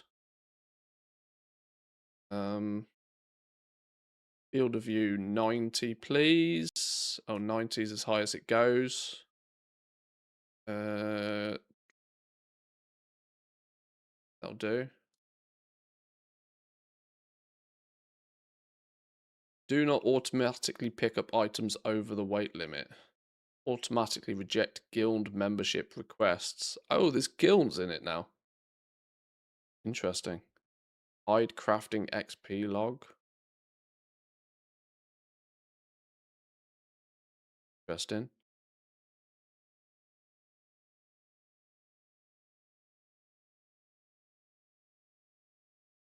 Restart is required. What did I change that requires a restart? For whilst we're streaming, max FPS of 60, because there's no point. You guys don't see any more than 60 anyway. But no, give me 120.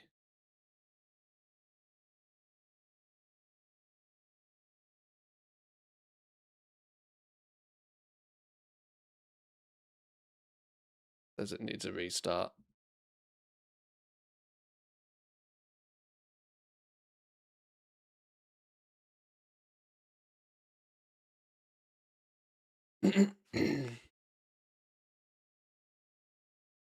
Tears of Metal. Very fun and addictive. I have never heard of it. Never heard of it.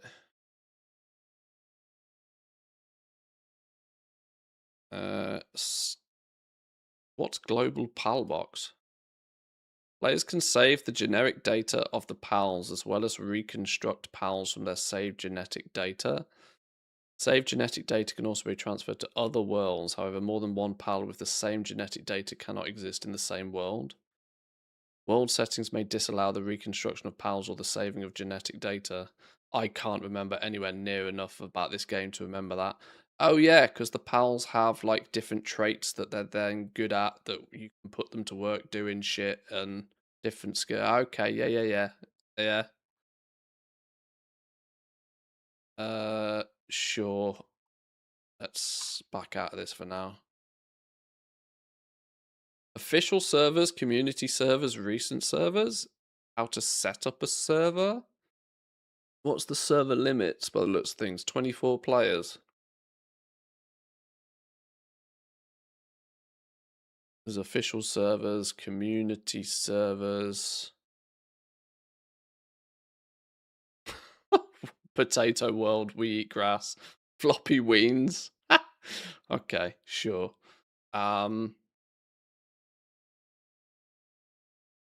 Day. Okay.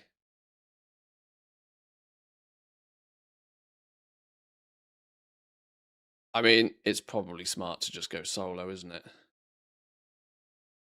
Does that just ping me to a document? Yeah.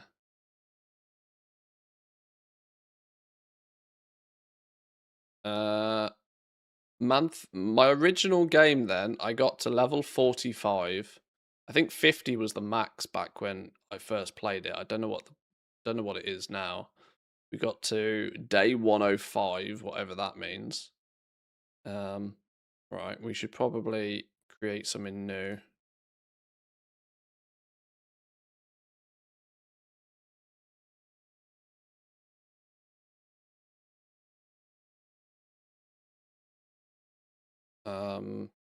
Okay, difficulty setting. Difficulty can be changed after creating the world. Custom difficulty. For survival game regulars who want a decent challenge, standard game balance. Upon death, all material items are dropped on the spot. Oh, 80 is the cap now, is it? Day time speed, night time speed, autosave interval every 30 seconds. That seems pretty sure. XP rate, capture rate, hunger depletion, blah blah blah. Maximum number of dropped items in a world, 3,000.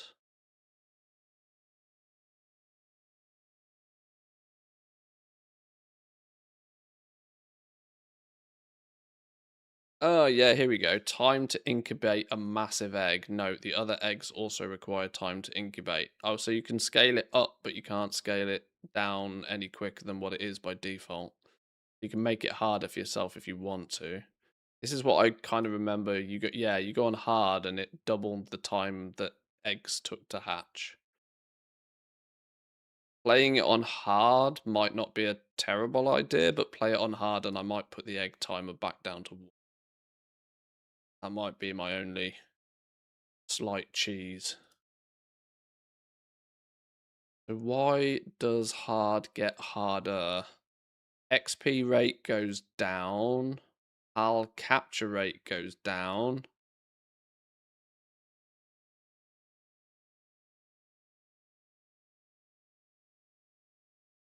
Gatherable items multiplier. Got to do twice as much farming. Okay, well, okay, 4 times as much farming because the quantity and the frequency seems to go down. Fast travel on. Strict fast travel to bases only. Hardcore mode. Oh my god. Permanent loss of character progression upon death. Cannot be changed once the game is started. Oof! Pals which die will be permanently lost. That sounds just as brutal as hardcore mode. Ouch.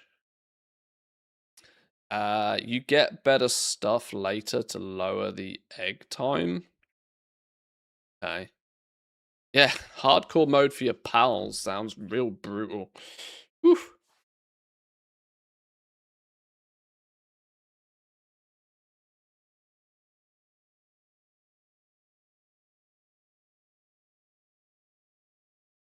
Let's just see how it runs. This isn't my official starting of the game. I'll probably do this. We got to go through character creation and everything. Alright, it's alright. It's already late in the day. I'm not going to get too deep into this now, but it seems to work alright. and I'm double intrigued again. So how do we go back?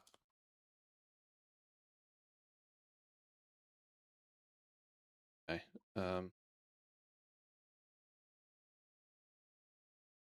I mean, that's literally me, isn't it? That's a spitting image.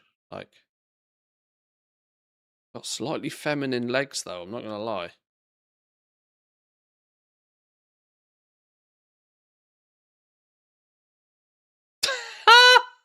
Oh, we thick, yo.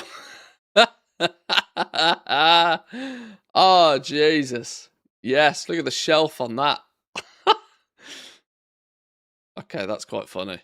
Oh, simple things. Simple things. Oh, lordy Vic. Woof.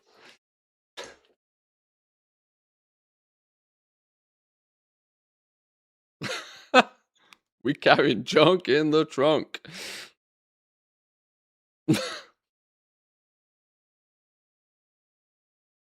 Okay, the customization side of stuff's easy peasy.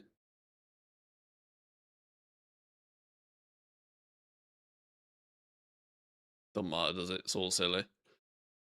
Sure.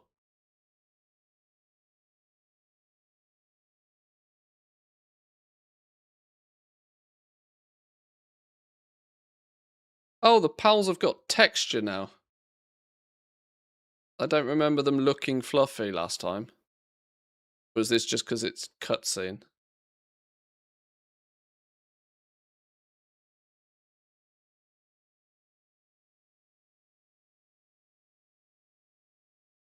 Look at them calves! Oh, I'm so easily amused. Never skip leg day. Okay. Yeah, I remember this. I remember this. Oh, it looks pretty. It looks like it works. It looks like it works. It's pretty. It's pretty.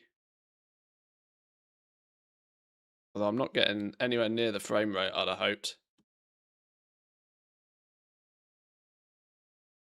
That's not what they mean when they say a good start needs a good foundation. Yeah, I know. Yeah, my hands are literally stuck in my hips. It's quite funny.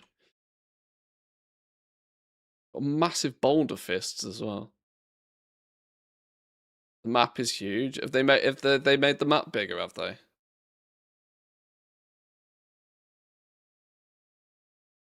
Oh snap. Just the coordinates seem to be pretty humongous.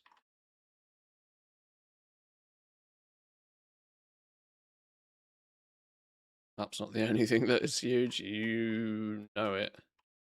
Okay, right. Well, I think what I'll do is I'll have a little I need to tweak some settings and stuff because I can't play at this frame rate. Choppy as shit. I need to make some adjustments. Is this using what is it? Is this Unreal Engine 5? I don't know. If it's Unreal Engine 5, I need to turn things down a little bit, but because oh my god, the latency, the lag on this is actually disgusting. But okay, it works. I think we might play this for a couple of days because this was kind of quite fun to play last time. But I'm not going to start that adventure now because it's already getting on. So I'll have a little poke around with this, and we'll start this. There's a big old building over there already. We'll start this a little bit more seriously tomorrow. The view distance seems to be much higher than what I remember it to be last time as well. Anyway, cool. It works. I'll refresh my memory of how it all works, and we'll have a little play of this tomorrow when we've got a bit more time. We'll designate probably no more than a week to play in some Pal World, I think. Since after that we should have an official. It's kind of 90% official, but we should have an official launch day for 12.1. And it'll be all good. But for today, boys and girls, I'm not going to get deep into a brand new game at this point. Thank you all for joining today. I appreciate it. We had a couple of raids earlier. I appreciate those as always. If you sat through an ad, if you hit that follow button, if you subbed, dropped some bits, engaged in chat, lurked in the background, whatever your experience was today, I appreciate it. Thank you very much. Have yourselves a wonderful rest of the day, and I'll catch you tomorrow, probably for some Pal World. Have a good one. Peace.